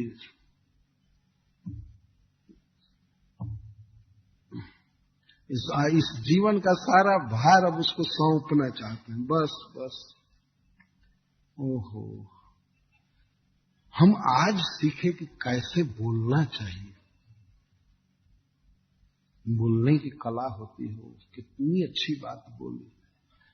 ऐसे तुमने जो कुछ भी कहा है तो दूसरी नारियों के विषय में सत्य हो सकता है, लेकिन तुम में कपट का लेस गंध भी नहीं है, और तुम्हारे जैसी शुद्ध स्त्री सर्व दोष विवर्जित वास्तव में कोई हो नहीं सकती। क्या तुम हमारे हृदय की परीक्षा लेना चाहती हो क्या? या हमारे कपट को जानने के लिए ऐसा कह रही हो कि मैं कपटनी हूं? हम में कपट नहीं है, हम तुम्हारे कृतदास हैं। और कपट क्या है? ये लो अमृत कलश और लो, और चाहे स्वयं पी जाओ चाहे कुछ भी करो। तुम विश्वास देखना चाहती हो या हमको कपट समझती हो, कपटी समझती हो? जैसे तुम उच्च कोटि की महिला हो, निर्दोष हो, तो हम भी तुम्हारे दास हैं, हम भी उसी तरह के हैं। और हमको और कुछ नहीं चाहिए, हमको और कुछ नहीं चाहिए। हम जानते हैं और तुमको भी कुछ नहीं चाहिए, तुम सच्चा प्रेम करती हो। अरे तुम्हारी भावों के इशारा से, नजर से पता लग रहा है कि कैसी हो। कोई हम लोग ऐसे कम पढ़े लिखे अनुभवहीन व्यक्ति नहीं है, समझ रहे हैं कि तुम कितना शुद्ध हो और कितना निष्कपटनी हो।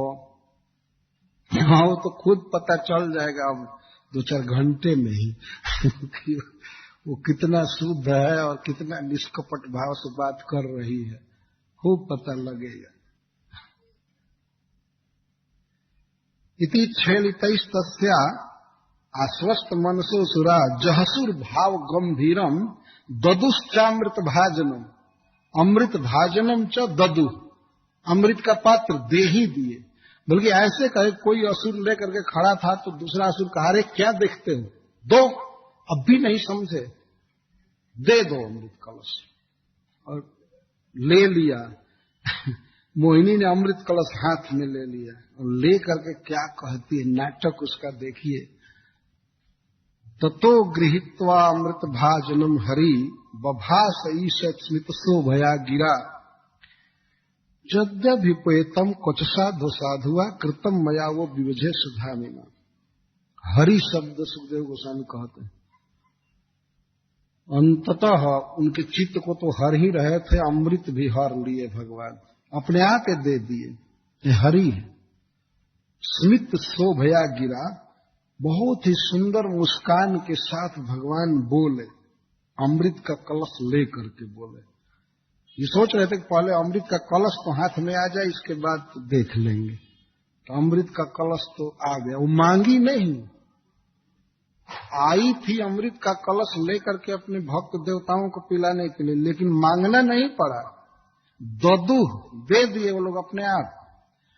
और अमृत भाजनम गृहीत्वा हरि बभास, अमृत का कलश लिए मुस्कुरा रहे थे।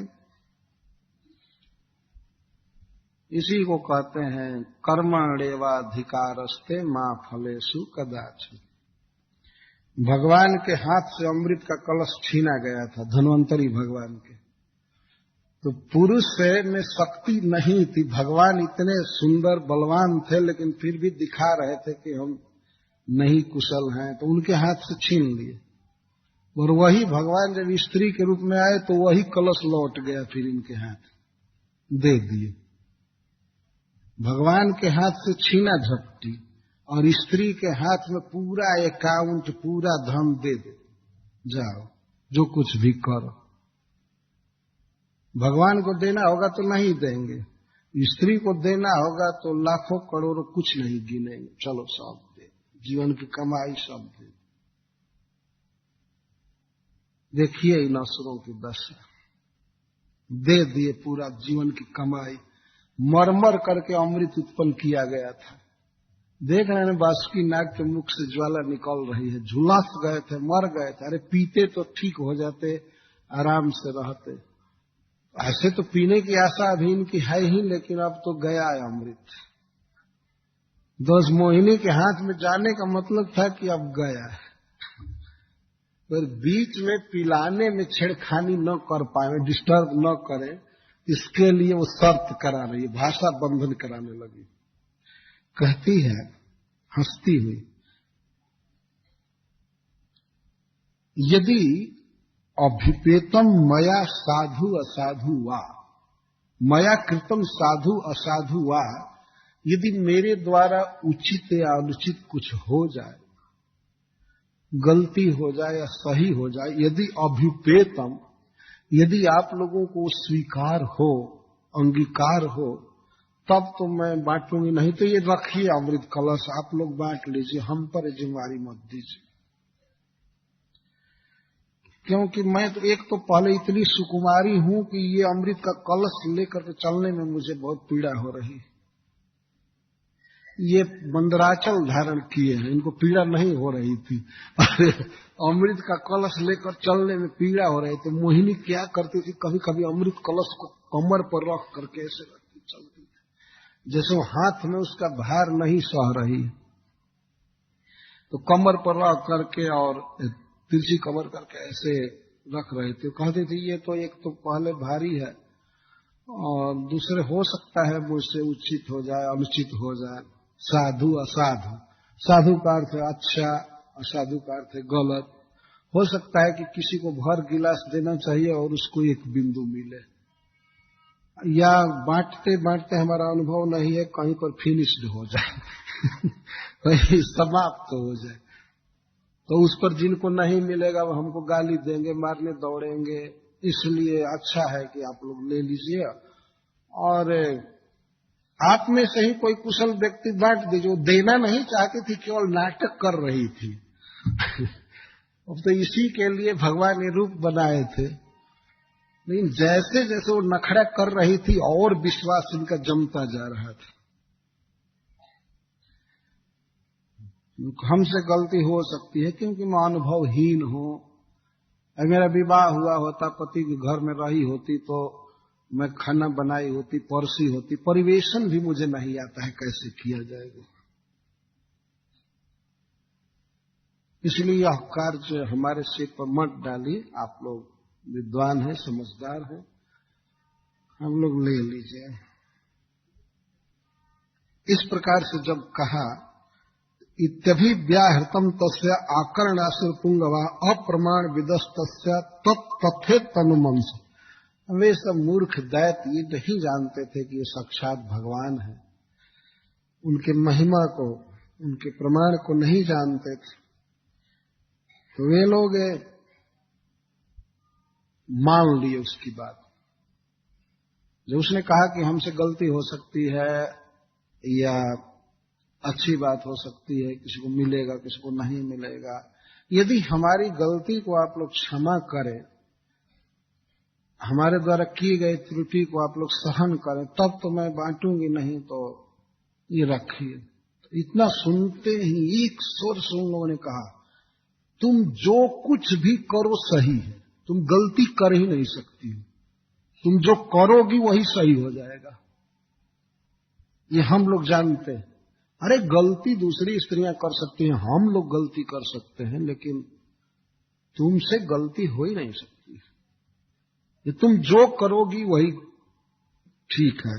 विश्वनाथ चक्रवर्ती पाद जी कहते हैं कि यह अमृत का कलश लो और इसे तुम्हारी इच्छा करे तो स्वयं पी जाओ। हम चाहते हैं कि तुम अमर रहो। इतना उनका वास्तव में प्रेम हो गया था उससे कि वो चाहते थे कि पहले तो ये भरपेट पी ले और बाद में देखेंगे। तो तुम इच्छा करे तो पी लो, चाहे हमारा आग्रह है कि पहले तुम पी लो, और तुम जूठा करके बांटोगी तो वो तो महा अमृत हो जाएगा। इसलिए तो हम बाद में पिएंगे, पहले तुम पी लो और पी करके इसके बाद बांटो अथवा फेंक दो, जहां भी मन करे। हमको अब अमृत की कोई इच्छा नहीं, हमको तो तुम्हारा रूपामृत चाहिए। तुम मिल गई है तो सारे और रत्न और अमृत मिल ही गए हमको। हम ऐसे लोलुप नहीं है कि हम अमृत के फेरे में, हम सब तरह से तुमसे प्रेम कर रहे हैं, हमारा जीवन तुम्हारे लिए है और तुम जो कुछ भी करोगी हमें मान्य है। फिर वो लोग पूछते हैं सबसे, सबको मान्य है ना? तो सब कहते हैं यस यस। हाँ सब मान्य है। सब शर्त करा लिया मोहिनी ने, भाई कोई भी व्यक्ति अगर इससे कोई गलती हो गई तो किसी का कोई ऑब्जेक्शन नहीं है ना? No no no. तो सब म्लेच्छ भाषा में बोल ही रहे थे, नहीं नहीं नहीं ठीक है बस करने के लिए कहे। हाँ हाँ वो तो पहले हम पहले कहे वो लोग भी मथे हैं, ये किए हैं, उनको बुलाया जाए। तो भगवान की इच्छा से विश्वकर्मा जी ने एक बहुत विशाल डाइनिंग हॉल बनाया, बहुत विशाल, तुरंत संकेत मात्र से समुद्र के तट पर, और उसे अगरू से सुगंधित किया गया, फूलों से सजाया गया, क्योंकि उसमें भोजन करना था। भोजन करने के लिए बहुत बड़ा हॉल बना दिया गया तत्काल। तो भगवान ने कहा कि तब उनको भी बुलाया जाए। देवताओं को संवाद दिया गया कि आप लोगों को अमृत मिलेगा, आप लोग चलिए। ये लोग स्वयं जाकर इनवाइट किए। तो वो आए देवता और सबे हुआ कि अमृत पीना है, तो सब नहाए, स्नान किए, श्रृंगार किए, ब्राह्मणों को ऋषियों को दान दिए खूब, क्योंकि आज से अजर अमर होना है। तो देवता भी नहा रहे थे समुद्र में, ये लोग भी नहा रहे थे, श्रृंगार कर रहे थे। श्रील सुखदेव गोस्वामी कहते हैं कि नया नया वस्त्र सब पहने, अथो पुष्प कृत स्नाना हुत्वा च हविषानलम। ये लोग कुछ उपवास किए 2-4 घंटा, उपवास करके इसके बाद नहाए, कृत स्नाना, हवन किए, गाय ब्राह्मण आदि को दान दिए। कृत स्वस्न द्विजा, जब देवता लोग इस तरह कर रहे थे तो असुर भी सब कर रहे थे, गायों की सेवा कर रहे थे, ब्राह्मणों को दान दे रहे थे, क्योंकि मोहिनी को अनुकूल बनाना था। मोहिनी की दृष्टि में ये लोग दिखा रहे थे कि हम लोग भी वैदिक धर्मावलंबी हैं, हम लोग भी बहुत अच्छे हैं और ऐसे बिना नहाए धोए नहीं खाते हैं। ये लोग नहा रहे थे, स्नान कर रहे थे, श्रृंगार कर रहे थे, दान दे रहे थे। जब खाना चाहिए तो दान देकर खाना चाहिए और स्नान करके खाना चाहिए। उसमें भी अमृत पीने जा रहे हैं, तो ऐसे कैसे पीने?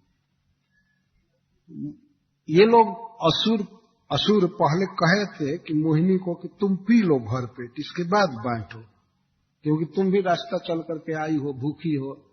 ऐसे कैसे भूखी स्त्री से बंटवाया जाए? इतना इनका प्रेम हो गया था उससे। एक कथा है, एक बार एक राजा थे जिनका नाम था भर्तृहरि, उज्जैन के राजा थे। तो उनको किसी साधु ने, जोगी ने एक फल दिया, अमर फल नाम था, जो खाएगा अमर हो जाएगा। तो उन्होंने सोचा कि ये राजा बड़े धार्मिक हैं, ये खाएंगे तो अमर हो जाएंगे, प्रजा का पालन ठीक से करेंगे। तो जोगी प्रसन्न होकर के वो अमर फल दे दी। अमर फल दे दी तो राजा ने सोचा, उनकी पिंगला नाम की एक पत्नी थी, बहुत ही प्रिया, उसे बहुत प्रेम करते थे, लेकिन वो उनसे प्रेम नहीं करती थी। उन्होंने सोचा कि मेरी प्रिया है, ये अमर हो जाए, बहुत दिन जोती रहे, ठीक रहे। प्रेम के कारण उन्होंने वो फल उसको दे दिया। और उस स्त्री का प्रेम था एक दारोगा से, जो घोड़ों का इंचार्ज था, उसे प्रेम करती थी। तो उसने सोचा कि मैं जी करके क्या करूंगी, ये फल दे दूं अपने प्रिय को। तो उसको दे दिया रानी ने। तो जब वो दारोगा फल लिया तो उसका प्रेम था एक वेश्या से। तो उसने सोचा कि मैं अमर होकर क्या करूंगा, हमारी प्रिया वेश्या जो है वो अमर हो जाए, तो दे दिया उसको। और जब वेश्या को फल मिला तो उसने सोचा कि मैं अमर होकर क्या करूंगी, नरक में ही जाऊंगी, लोगों को नरक में डुबाऊंगी, राजा को ये फल दे देना चाहिए, वो अमर हो जाएंगे तो प्रजा का पालन करेंगे, धार्मिक राजा। तो ला करके वो फल दे राजा। राजा देखे कि वही फल है, उसे पूछे फल प्राप्ति की कथा, तो वो बताई कि हमको दारोगा जी ने दिया है। दारोगा जी से पूछा गया तो उनको फल रानी ने दिया और रानी को राजा ने दिया। यह घटना सुनते ही राजा भर्तृहरि का वैराग्य हो गया। तो नीति के प्रारंभ में कहते हैं, याम चिंतयामि सततम मयिषा विरक्ता, मैं जिसका रात दिन चिंतन करता हूं वो मुझसे विरक्त है। मैं जिसका रात दिन चिंतन करता हूं, जिसके लिए मर रहा हूं, वो मुझसे विरक्त है, मुझसे उसका प्रेम नहीं है। याम चिंतयामि सततम मयिषा विरक्ता, साप्यन्यमिच्छति सा अन्यमिच्छति, स जनोन्यसक्त, और वह जन अन्य में आसक्त है। वह व्यक्ति अन्य में आसक्त है और अस्मत् कृते परितुष्टिकाश्चिदन्य, और कोई ऐसी स्त्री है जो मेरे लिए संतुष्ट होती है, मुझे फल दे दी। धिक्ताम च तम च माम च इमाम च, ऐसे कहते हैं, धिक्कार है मुझको, रानी को, दरोगा को, वेश्या को और कामदेव को, सबको धिक्कार। ये कह करके राज त्याग कर चले। तो अब बताइए, वो अमर फल मिला तो वो अमर होना नहीं चाहते थे, अपनी प्रेयसी को, पत्नी को अमर करना चाहते थे। तो ये असुर भी मोहिनी को अमर करना चाहते थे पहले, कि खूब इत्मीनान से पी लो और इसके बाद बांट दो। और इधर तब तक के लोग स्नान कर रहे थे और मोहिनी हाथ में जो कलश ली थी फिर दी नहीं। इन लोगों का स्नान करने में जितना भी देरी हुआ होगा वो लेकर के कहीं ऑफिस में बैठी होगी एक किनारे, क्षीर समुद्र के तट पर। लोग नहा लिए, आए बैठे, तो सबसे पहले मोहिनी कहती है ऐसा किया जाए कि जो अपने लोग हैं, सब समय हंस हंस कर बात कर रही थी, बहुत आकर्षक स्वभाव, जो अपने लोग हैं, दैत्य हैं, उनको एक अलग लाइन में लगाना चाहिए, जिससे मुझको पता चले कि कौन अपने आदमी है और कौन देवता है। कुछ पता चलना चाहिए ना, नहीं तो सब बैठेंगे तो मैं किसको दूंगी किसको नहीं दूंगी। भगवान तो चाहते थे कि देवताओं को पिला दो, इनको न दो, आशय ये था, लेकिन इन लोगों को उल्टा समझा रहे थे, पट्टी पढ़ा रहे थे। आप लोग सब अपने जो लोग हैं एक तरफ विविक्त बैठिए अलग, और जो आपके भाई कहते हैं वो भी कश्यप जी के दयाद हैं तो वो लोग भी बैठे, और आप लोग यहाँ भोजनालय में मुख्य जगह पर बैठिए और उनको किनारे बैठाइए, दूर बैठे। तो ये लोग तो सोचो ओह कितना हमारे फेवर में है, कितना हमारे अनुकूल है। उन लोगों ने कहा ठीक है ठीक है। लोग जोह करके, देवताओं आपकी लाइन उधर है, बैठिए, आप लोग उधर बैठिए, इधर बैठिए, हम लोग इधर बैठेंगे। सब जैसे मथने में स्थान विभाग किया गया, वैसे पीने में स्थान विभाग किया गया। इधर प्रधान प्रधान लोग बैठेंगे दैत्यों में, उधर इंद्र आदि जो देवता है वो प्रधान प्रधान इस लाइन में रहेंगे, उधर और रहेंगे, सब इस विभाग किया गया। प्रांग मुखेशु उपविष्टेशु सुरेशु दिग्विजयेषु च धूपा मोदित शालायाम जुष्टायाम माल्य दीपक। यह भी सूर्य का प्रकाश था, लेकिन फिर भी दिन में दीपक जलाए गए थे, और रत्नों के दीपक थे, बिजली नहीं जलाए गए थे। प्रसाद पाने में दीपक के जलाकर कहीं पाना चाहिए, अंधकार में नहीं पाना चाहिए। तो सब लोग बैठे, दीपक से धूप से सजाया गया था, माला से। जब सब लोग बैठ गए तब उस हॉल के कॉर्नर में जो मोहिनी को बैठाए थे छिपा करके वो लोग, उनको उन्होंने कहा कि हाँ आप चलो अब अमृत बांट दो। तो मोहिनी बहुत ही कलात्मक ढंग से धीरे धीरे चल रही थी और देवताओं को दूर से देख रही थी, और दैत्यों के पास से उनके लाइन के बीच गुजर रही थी। ये लोग समझते थे कि अभी भी हमारे बिल्कुल अनुकूल है, क्योंकि निकट से गुजर रहे तो देवताओं पर देख रहे थे। अच्छा वे आदित्य लोग हैं? हाँ हाँ वो आदित्य लोग हैं, और ये आप लोग हैं। अच्छा, मतलब उसके भाव था कि ये अपने आदमी हैं और वो लोग। तो घूमने लगी, अमृत का कलश लगे। जब प्रवेश की उसका वर्णन सुखदेव गोस्वामी करते हैं। तस्याम नरेंद्र करभोरुष दुकूल श्रोणी तटा लस गतिर मद विह्वलाक्षी सा कूजती कनक नूपुर सिंजितेन कुंभस्तनी कलश पाणिरिवात रथा विवेश।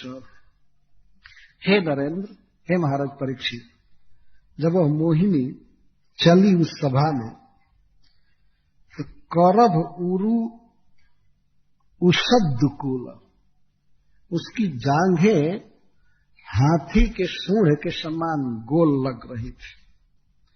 तो श्रील सुखदेव गोस्वामी भगवान के सौंदर्य का वर्णन कर रहे हैं। करभ उरु, हाथी की सूंड के समान उसकी जांघें थी और उस पर बहुत ही सुंदर साड़ी थी, सुंदर दुकूल, और श्रोणी बहुत अच्छा, कमर बहुत अच्छी थी, और चल रही थी तो अलस गति। अलस गति का अर्थ है जल्दी जल्दी नहीं चल रही, बहुत मंद गति से गजगामिनी हाथी की तरह धीरे धीरे चल रही थी। मद विह्वलाक्षी, इतनी सुंदरी थी कि सुंदरता के भार से दबदब कर चल रही थी। और मद विह्वलाक्षी, मद से, आनंद से, यौवन के भार से उसकी आंखें विह्वल थी। तो चली और हाथ में अमृत का कलश ले ली थी, ये कमर पर रख ली थी। सा कूजती, जब चली उस भोजनशाला में तो उसके पैरों का कूजन हो रहा था। नूपुर सिंजितेना, नूपुर में इतने घुंघरू लगे थे कि जिधर चलते थे उधर झन झन झन झन झनकार हो रही थी नूपुर की। कूजती नूपुर सिंजिते न कुंभस्तनी, और उसके स्तन भी घड़े के समान ही थे। कुंभस्तनी मतलब इसका अर्थ बड़े बड़े थे, और हाथ में कलश ले करके उसने प्रवेश किया। जब प्रवेश किया मोहिनी ने, तब ऐसा लगा कि श्री के सखी ने प्रवेश किया है। जो श्री का सखा है, लेकिन श्री सखी इवा, भगवान श्री जी के सखा हैं, पति हैं, लेकिन आज ऐसा हो गया कि ये श्री जी के सखी बनकर आ गए। तो श्री सखी ताम श्री सखीम कनक कुंडल चारु कर्ण, सोने के कुंडल, सोने का कुंडल पहने हुए मोहिनी, सुंदर कर्ण है, सुंदर नासिका, सुंदर कपोल, सुंदर बदन, पर देवताख्यम, वास्तव में तो ये भगवान है, भगवान ही स्त्री के रूप में बने। इनको देखकर समस्त सूर और असुर मोहित हो गए, लेकिन सूर जो मोहित हुए वे मां के रूप में देख रहे थे, और असुर जो मोहित हुए उनके भीतर काम विकार थे।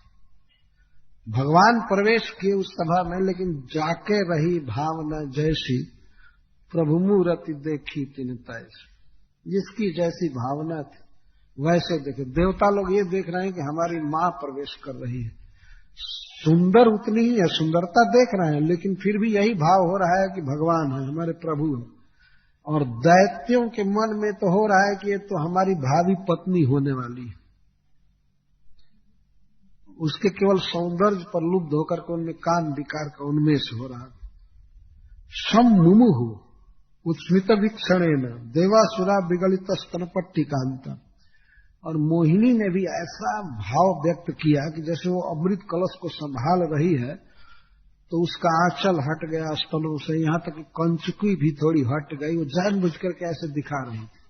तो इससे असुर और मोहित हो गए। स्तनपट्टी कांता,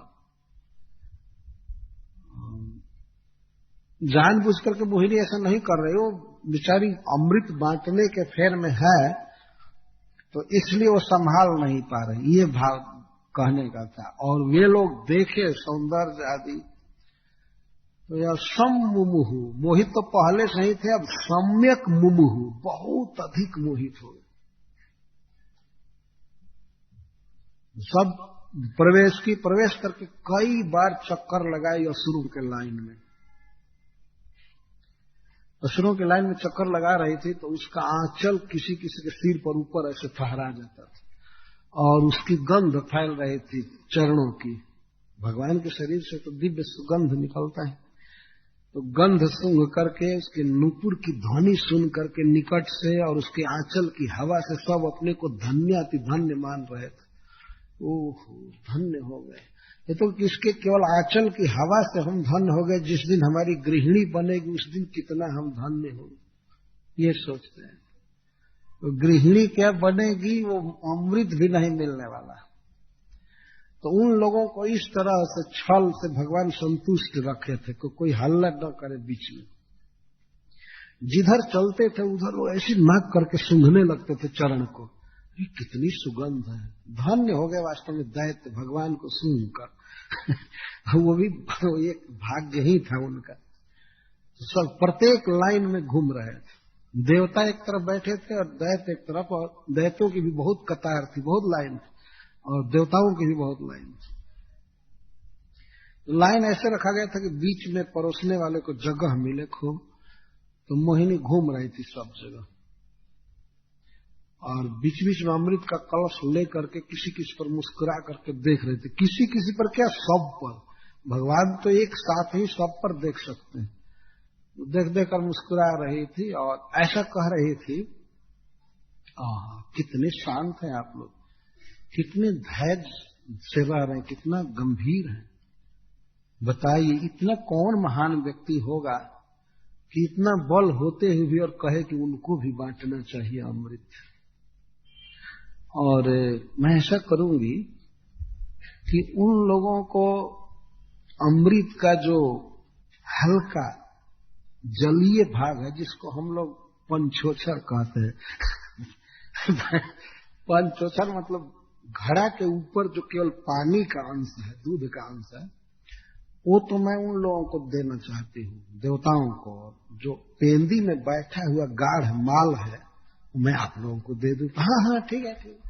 उनको देकर भगाओ यहाँ से, भिखमंगों को थोड़ा थोड़ा एक बूंद चटा करके और बस उठाओ। ये लोग कह रहे हैं। तो आप लोगों को माल दूंगी, आप लोग धीरज रखें, क्योंकि आप लोग धैर्यशाली हैं, गंभीर हैं, विद्वान हैं। ऐसे कोई उन लोगों की तरह बहुत आतुर नहीं है आप लोग। और मैंने तो देखा कि मैं जब ने कहा कि भाई किसी को न मिले, तो आपने तो यहां तक कह दिया कि कोई बात नहीं, नहीं मिले तब भी कितनी आपकी महानता है। नहीं मिले फिर भी आप धैर्यशाली। वास्तव में आप लोग ज्ञान से तृप्त हैं।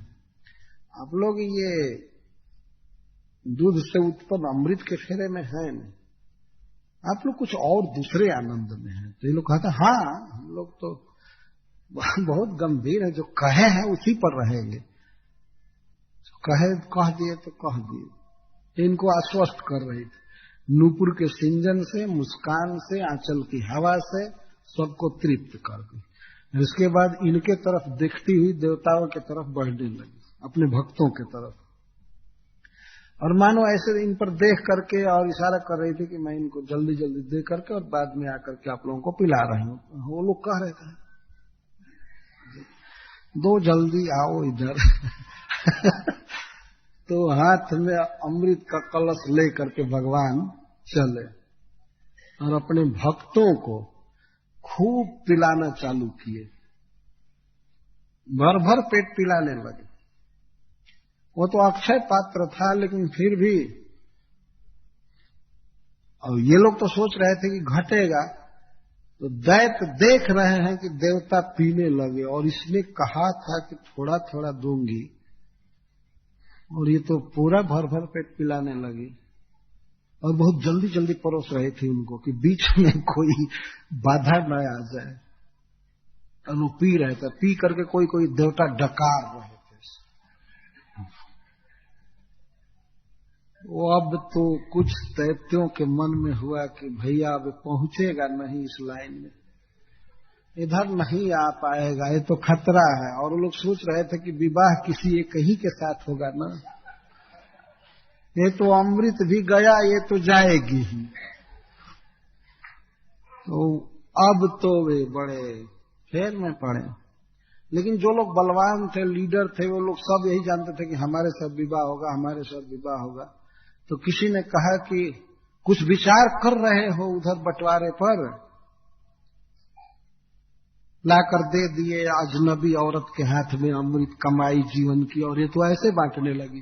तो दूसरे कहते चुप चुप चुप चुप, दुष्ट कहीं, अरे कुछ आदमियत सीखो। क्या कहा था बेचारी ने, कोई गलती हो जाए, सही हो जाए तो माफ करेंगे, अभी इज्जत भी जाएगी। चुप चुप चुप, हमको चुप चुप चुप होने। वो बोलने नहीं दिए बीच में, और मोहिनी निर्बाध रूप से अपने भक्तों को पिला रही।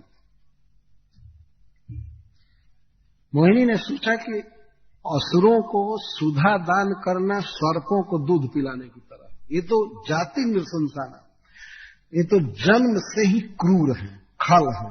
अगर इनको अमृत पिला देता हूं, भगवान ने सोचा कि इनको अमृत पिला देता हूं तो ये तो और अधिक दुनिया में उपद्रव करेंगे, इनका बल बढ़ जाएगा, दुष्टता करेगी, इसलिए इनको नहीं देना। मत्वा जाति नृशंसाना न तान व्यभज अच्युत, अच्युत उनको अमृत नहीं दे रहे, नहीं दिए, सोच ले नहीं देना। इसलिए कल्पयित्वा पृथक पंक्ति उभयेषां जगतपति तांश्चोप बेश्यामास स्वेषु स्वेषु च पंक्ति, भगवान स्वयं ही बैठाए थे इनको अलग अलग पंक्ति में। मतलब मोहिनी ने बैठाया था संगीत को, कैसे बैठी, ऐसे बैठी, ऐसे बैठी। और दैत्यान गृहीत कलशो वंश्यन उपसंचर, दैत्यों को वंचित कर रही थी उपसंचर से। उपसंचर का अर्थ उनके निकट घूमना, नुपुर बजाना, मुस्काना, देखना, ये सब उसके द्वारा उनको वंचित कर रही थी। और दूरस्थान, दूर बैठे हुए देवताओं को अमृत पिला रही थी। और जो निकट में दैत्य बैठे थे उनको केवल वंचित कर रही थी।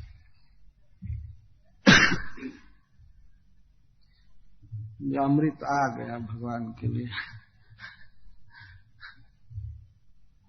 तो दूरस्था, दूर बैठे हुए देवताओं को भगवान पिलाने लगे। दूरस्था का अर्थ थोड़ी ही दूर गए पिलाए। तो एक प्रश्न होता है कि कैसे असुर बर्दाश्त कर लिए, इसको कैसे सहन कर लिए। तो श्रील सुखदेव गोस्वामी इसमें 6 कारण बता रहे थे। हरिबोल, उनको शांत रहने के लिए कहो।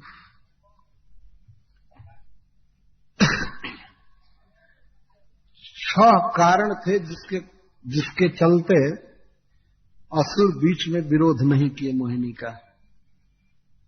श्रील सुखदेव गोस्वामी कहते हैं, पहली बात थी ते पालयंत समयम असुरा स्वकृतम नृप। हे महाराज, पहली बात तो यह थी कि अपने ही द्वारा किए गए शर्त का वे पालन कर रहे थे। मोहिनी ने प्रतिज्ञा कराया था। तो भाई बीच में किसी को कोई ऑब्जेक्शन नहीं होना चाहिए। अगर ऑब्जेक्शन है तो ये अमृत कलश लीजिए। इसको लोग मान लिए थे, स्वयं ही अमृत कलश दिए थे और स्वीकार किए थे। समयम, समय का अर्थ होता है शर्त, भाषा बंधन इसको संस्कृत में कहते। स्वयं स्वीकार किए थे, चाहे कुछ भी करो हम नहीं बोलेंगे, तुम जो करोगे उचित करोगे। तो इसलिए स्वकृतम समयम पालयंत, अपने द्वारा किए गए शर्त को मानने के चलते हुए बीच में मोहिनी को नहीं टोके, कुछ नहीं बोले। यह भी इनकी एक बहुत बड़ी निष्ठा है। किसी भी व्यक्ति को स्त्री से कोई सारी प्रतिज्ञा नहीं कर लेनी चाहिए कि तुम जो कहोगी करूंगा, ये करूंगा, वो करूंगा। जैसे राजा दशरथ, अब वो इतना प्रेम में पड़ गए थे, कई के कह दिए कि 2 वर मांगो, तो वो कहती है बाद में मांगूंगी। तो फिर इन्होंने ये नहीं कहा कि 2 चीज यह दूंगा, तुम 2 वर जो मांगोगी दे दूंगा। तो समय आने पर उसने मांगा कि 1 वर्ष से हमारे बेटा को राज दीजिए और दूसरे वर्ष से राम को वन में भेज दीजिए। तो मर ही गए यह प्रतिज्ञा करने के कारण, पुत्र के विरह में मर गए। स्त्री से वादा करना चाहिए, लेकिन ऐसा नहीं कि तुम जो कुछ कहोगी करूंगा। और कहीं जैसा उसने मूड बदला तब क्या होगा बताइए। तो स्त्री ने शर्त कराया था तो सब मंजूर कर लिए थे। तो स्वयं ही जब मंजूर किए थे सभा में, तो कैसे बदले। तो एक कारण तो ये था कि अपनी प्रतिज्ञा का पालन कर रहे थे। उस स्त्री ने प्रतिज्ञा करा लिया था कि बीच में नहीं टोकना है, नहीं बोलना है, तो अब कैसे बोले। जीवन की सबसे बड़ी कमाई सामने ही जा रही है, लेकिन अब टोकेंगे नहीं। देवताओं से झगड़ा करेंगे, भाई से झगड़ा करेंगे, भगवान से द्रोह करेंगे, लेकिन स्त्री से प्रतिज्ञा पालन कर रहे हैं। प्रतिज्ञा कर चुके हैं, क्या करें। एक बार एक व्यक्ति हमारे मंदिर में आ रहा था, हमारे गांव का ही, तो लगभग 6 महीना आया। रोज मंगला आरती में, शाम के कीर्तन में, भजन में। अकस्मात तो आना बंद कर दिया। तो मैं एक दिन उससे पूछा कि अब आप मंदिर में क्यों नहीं आ रहे हैं। तो वो बताया कि महाराज मेरी स्त्री कहती थी कि मंदिर में जाओगे, टीका लगाओगे और क्षौर करोगे, सेवी करोगे तो मैं आत्महत्या कर लूंगी। मैं कहा कि अरे केवल नाटक होगा, ऐसा नहीं करेगी, बीच बीच में आया करो, देखो। तो वो कहता है आ सकता था, मुझे भी विश्वास है कि वो झूठ बोल रही है, लेकिन मैं उससे वो गंगा जी का पानी हमारे हाथ में दे करके और कहवा ली है कि मंदिर नहीं जाना है।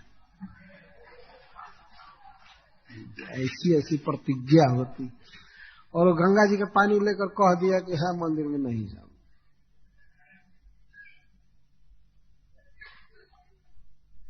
तो ऐसी प्रतिज्ञा करनी चाहिए कि भगवान के मंदिर में नहीं जाना है, और वो भी स्त्री के चलते प्रतिज्ञा करनी।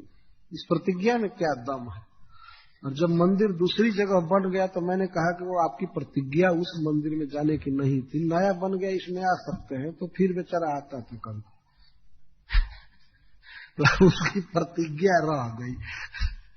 ऐसे प्रतिज्ञा नहीं कर लेना चाहिए। केवल भगवान पर के लिए प्रतिज्ञा की जा सकती है कि प्रभु जो कुछ कहे करूंगा, करिष्ये वचनम तव। अर्जुन ऐसे नहीं थे कि वो युधिष्ठिर से भी कह दे कि जो कहेंगे वही करूंगा, या भीमसेन जो कहेंगे वही करूंगा, कृष्ण जो कहेंगे वही करूंगा।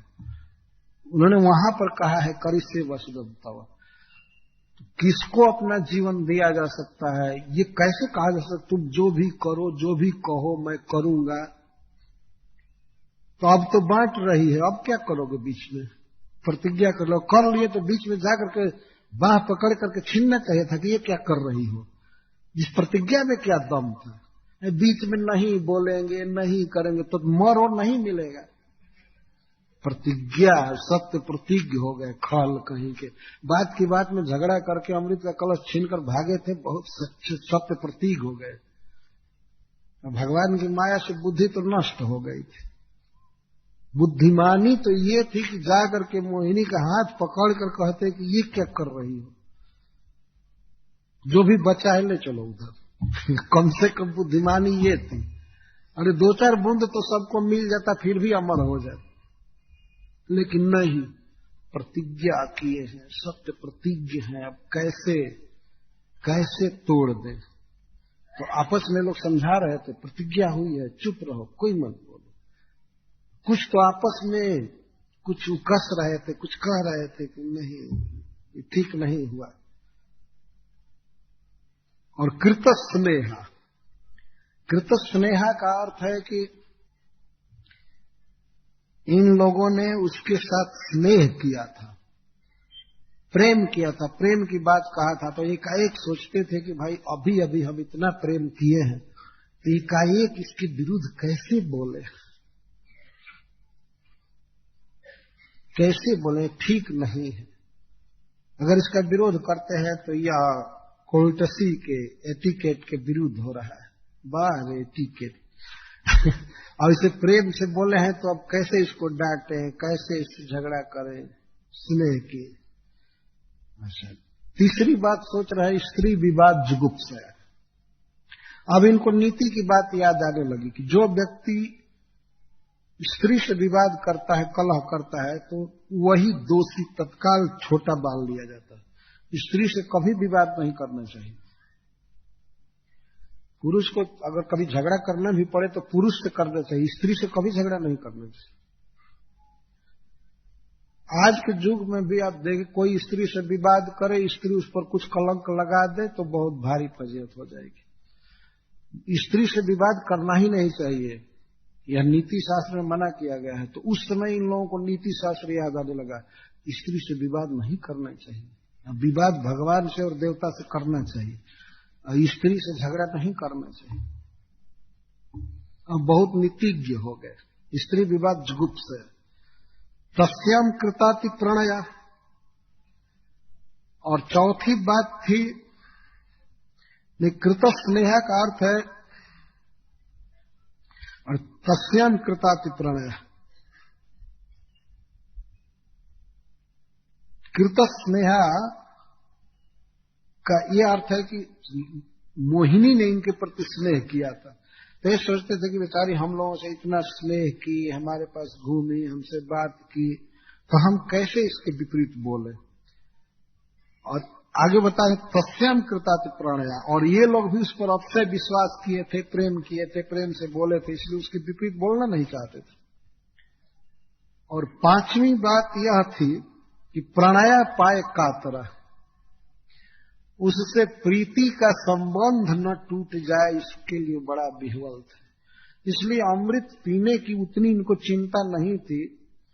असल में चाहते थे कि इसके साथ जो प्रेम लग गया है तो वो लगा रहे, इससे प्रेम न टूटे, भले अमृत मिले चाहे मत मिले। यह भी विचार इनके अंदर आया।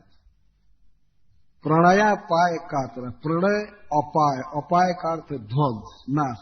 ये नहीं चाहते थे उसके साथ लगा हुआ मोहब्बत टूट जाए, वो लगा हुआ प्रेम बना रहे। चलो जो कुछ होगा, चाहे मिले चाहे न मिले। बहुमानेन चा बद्धा, और छठा कारण था कि मोहिनी ने इतना इनको आदर दिया था, मुस्कुरा करके, अपना कह करके, तिरछी चितवन से देख करके, कि उसके मान में ये बंध गए थे। और मान क्या दिया था? मोहिनी ने कहा था कि आप लोग धीर हैं, गंभीर हैं। आपने कहा है कि नहीं भी मिलेगा तो कोई बात नहीं। तो जब इनकी प्रशंसा करके इनको बड़ा बना दिया है, तो कैसे अब कलह करे, कैसे झगड़ा करे? उसने कह दिया कि आप लोग कितना अच्छा व्यक्ति है, एक तो झगड़ा का निपटारा करना चाहते हैं, जो पूर्व का कलह हो गया है उसी का निपटारा करना चाहते हैं, संधि करना चाहते हैं, तो बड़प्पन है। अब लोग धन है, देवता हमसे कभी नहीं कहे कि हमको मेल करा दो, हमारा झगड़ा है, कलह है। तो आप लोग तो धन है, आप लोग महान हैं, प्रेम कर रहे हैं, आप लोग झगड़ालू नहीं है, कलह प्रिय नहीं है, महान है। तो इस तरह से बहुत बड़ा मान दे दे करके इनका मुख बंद कर दिया। अब कैसे अपने को छोटा सिद्ध करे? मान से बड़ा बन रहे थे, तो इसलिए चुपचाप रहे, तूष्णी वासु, चुप थे। इतना बड़ा अन्याय हो रहा है इनके सामने। मोहिनी ले जाकर के सारा अमृत पिला रही है देवताओं को, और फिर भी अपने को बड़ा समझकर उस स्त्री के प्रेम में पड़ करके और कोई कलह नहीं कर रहा। जहां कलह नहीं करना चाहिए वहां कलह जम कर दो। यही असुर विचार है। और बड़ा बन रहे। तो भगवान पिलाए अपने भक्तों को। जब अमृत बांटा जा रहा था तो एक असुर समझ गया कि अब तो इधर आने वाला नहीं है इस लाइन में। उसका नाम था स्वरभानु, राहु। तो राहु तत्काल मेकअप किया देवता का, उठ करके गया होगा बाथरूम आदि कहीं, फिर उधर से बिल्कुल मेकअप करके आया देवता का। दैत्य वेश में था, वैसा छोड़ करके जोग बल से, चाहे जैसे देवता के रूप में बन करके और आ करके सूर्य देव और चंद्र देव के बीच में बैठे। इसका अर्थ है कि मोहिनी बांटते बांटते अमृत वहां तक पहुंच चुकी थी। देखा कि उधर तो पहुंचेगा नहीं और हम तो ऐसे ही रह जाएंगे, तो बैठ गया। बैठा तो चंद्रमा और सूरज को ये साहस नहीं हो रहा था कि मोहिनी जी से कह दे कि ये बैठा है उस ग्रुप का व्यक्ति। वो लोग कह नहीं सकते थे, डरते थे। लेकिन वो लोग इशारा किए मोहिनी से इशारा किए कि ये उस लाइन वाला इधर बैठ गया है, उधर वाला इधर बैठ गया है। बोले नहीं। और वे लोग बिल्कुल अंतिम लाइन में थे, बस वही दो बचे थे और तीन एक था, राहु बैठा। तो मोहिनी ने क्या किया कि पहले तो चंद्रमा और सूरज को दे दिया अमृत, और दे करके इसके बाद उसी रूप से मोहिनी के रूप में ही तुरंत चक्र मंगा ली। तो भगवान चक्र हाथ में आया और राहु का मस्तक काट दिया। यह देखिए दुस्साहस उस मोहिनी का, वो तो भगवान है ही, उसी स्त्री रूप में ही चक्र चला दिए। तो यहां तक तो अमृत आया था, और जब धड़ कटा तो अमृत छट उसके देह पर गिर गया, तो दोनों अमर हो गए। मुख भी अमर हो गया और धड़ भी अमर हो गया। ये अमृत का प्रभाव दिखाने के लिए मोहिनी ने किया था। एक असुर के हृदय में प्रेरणा दे करके इस लाइन में बैठा दिया, लोग देखें कि अमृत कितना प्रभावशाली।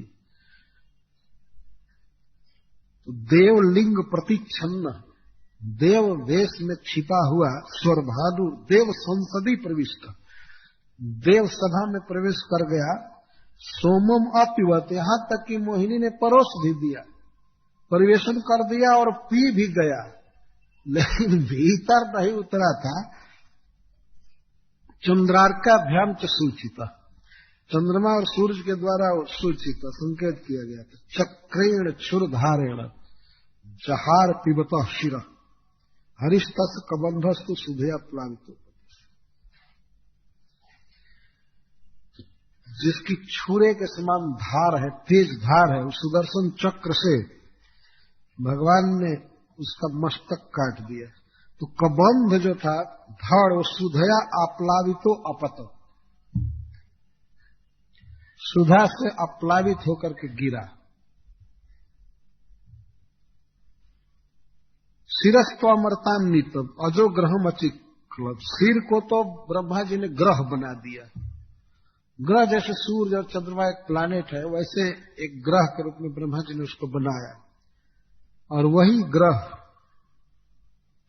पर्व पर कभी कभी चंद्रमा और सूर्य पर धावा बोलता है, उनको खाने दौड़ता है, उसी को ग्रहण कहते हैं।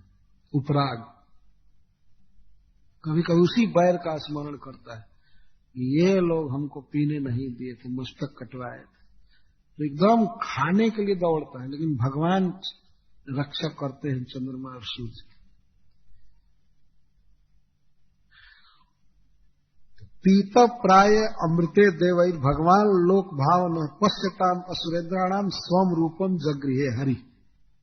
और जब देवता सब पी लिए, भगवान एक एक को देख लिए, खूब पी लिए अच्छा से, उस समय असुर सेनापतियों के देखते देखते मोहिनी चतुर्भुज रूप में विष्णु हो गए। वो साड़ी और सब श्रृंगार सारा चला गया, और पीताम्बर धारण किए हुए मुकुट और हाथ में शंख चक्र गदा आदि लिए हुए भगवान।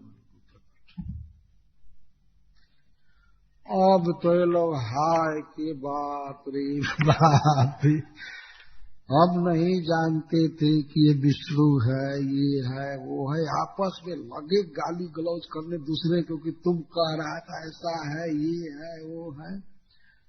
बहुत हल्ला गुल्ला करने लगे, हाय हाय करने लगे। और वहीं पर कहे कि अमृत पीने से क्या होगा, पीने से क्या होगा, हम युद्ध करेंगे। घोषणा कर दी युद्ध की। तो अमृत तो मिला नहीं, अब प्राण हानि भी होगी। देखिए, भक्तों से द्रोह करने से ये होता है, हम लोग बुरी तरह से मारे जाएंगे। कई लोग, यहां तक बलि महाराज भी जान से मारे जाएंगे, उनका वध किया जाएगा। पर इतने ये दुस्साहसी थे कि भगवान को देख रहे हैं कि वही मोहिनी बनकर अमृत पिलाए, फिर भी इनके भक्तों को मारने के लिए तैयार हो गए। कई बार देवताओं को मारे थे, कई बार हराए थे। इसलिए वो जानते थे कि हम अभी भी देवताओं को परास्त कर सकते हैं।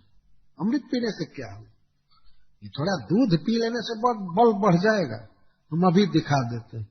और वही घोषणा कर दिए कि युद्ध होगा। बहुत खल होते हैं असुर, इनको भय नहीं लगा कि भगवान जिसके पक्ष में है, हम बैर ले करके और कितना बड़ा खतरा मोल ले रहे हैं, इन युद्ध करने के लिए तैयार हो गए। इसीलिए श्रीधर स्वामी ने 10वें अध्याय के टीका का प्रारंभ करते हुए कहते हैं कि हरि से विमुख होने के कारण, भक्तों से द्रोह करने के कारण असुरों को तो अमृत मिला नहीं, अब प्राण भी जाएगा। तो बुरी तरह से इनकी पराजय होगी। पीत प्राय मृते देवैर भगवान लोक भावन पश्यताम असुरेन्द्राणाम स्वम रूपम जगृहे हरि। असुरेंद्रों के देखते देखते अपने रूप को ग्रहण कर लिए। भगवान की अद्भुत लीला है। ऐसा नहीं कि अदृश्य हो गई मोहिनी पहले, अदृश्य हो जाए और इसके बाद विष्णु रूप में हो जाए, नहीं, वह नारी रूप ही बिल्कुल पुरुष रूप में बदल गई। भगवान के लिए कुछ भी असंभव नहीं है, कुछ भी कर सकते हैं। यहां कोई पुरुष अगर स्त्री बनना चाहे नहीं बन सकता है, स्त्री पुरुष होना चाहे असंभव, लेकिन भगवान तो कुछ भी बन सकते हैं क्षण भर में। इस प्रकार असुरों को सुधा नहीं मिली। इस पर सुखदेव गोस्वामी अपना बहुत ही सुंदर विचार प्रस्तुत दिए, कमेंट दिए। एक देश में, एक स्थान में एक ही समान प्रयास किए, सब कुछ। मंदराचल एक ही था, वासुकी एक ही थे, बीरू तृण लता सब एक समान लाए थे, डाले थे, सब कुछ किए, लेकिन फल देवताओं को मिला और असुरों को फल नहीं मिला। इसलिए कर्म करने में कुछ नहीं है, वास्तविक है भगवान की भक्ति। भगवान की शरण में रह करके कर्म करेंगे तो कर्म का फल मिलेगा, नहीं तो नहीं मिलेगा। सीधा सारांश निकला। जो लोग कहते हैं कर्म करो, लेकिन ईश्वर से विमुख रहकर कर्म नहीं करना चाहिए। भगवान को जानकर उनकी भक्ति करते हुए कर्म करना चाहिए, तब कर्म का फल मिलता है। इस विषय पर मैं कल कुछ विस्तार से विचार करूंगा। ये 2 श्लोक है। एवं सुरा सुरगणा समदेश काल हेत्वर्थ कर्म मतयोपि फले विकल्पा तत्रामृतम सुरगणा फलमंजसापुर जतपाद पंकज रज श्रैणा न दैत्य। भगवान के चरण कमल की शरण में देवता थे, इसीलिए उनको अमृत मिला, और दैत्य भगवान के भक्त नहीं थे, इसलिए नहीं मिला। कर्म करने से क्या होगा? भगवान से द्रोह करके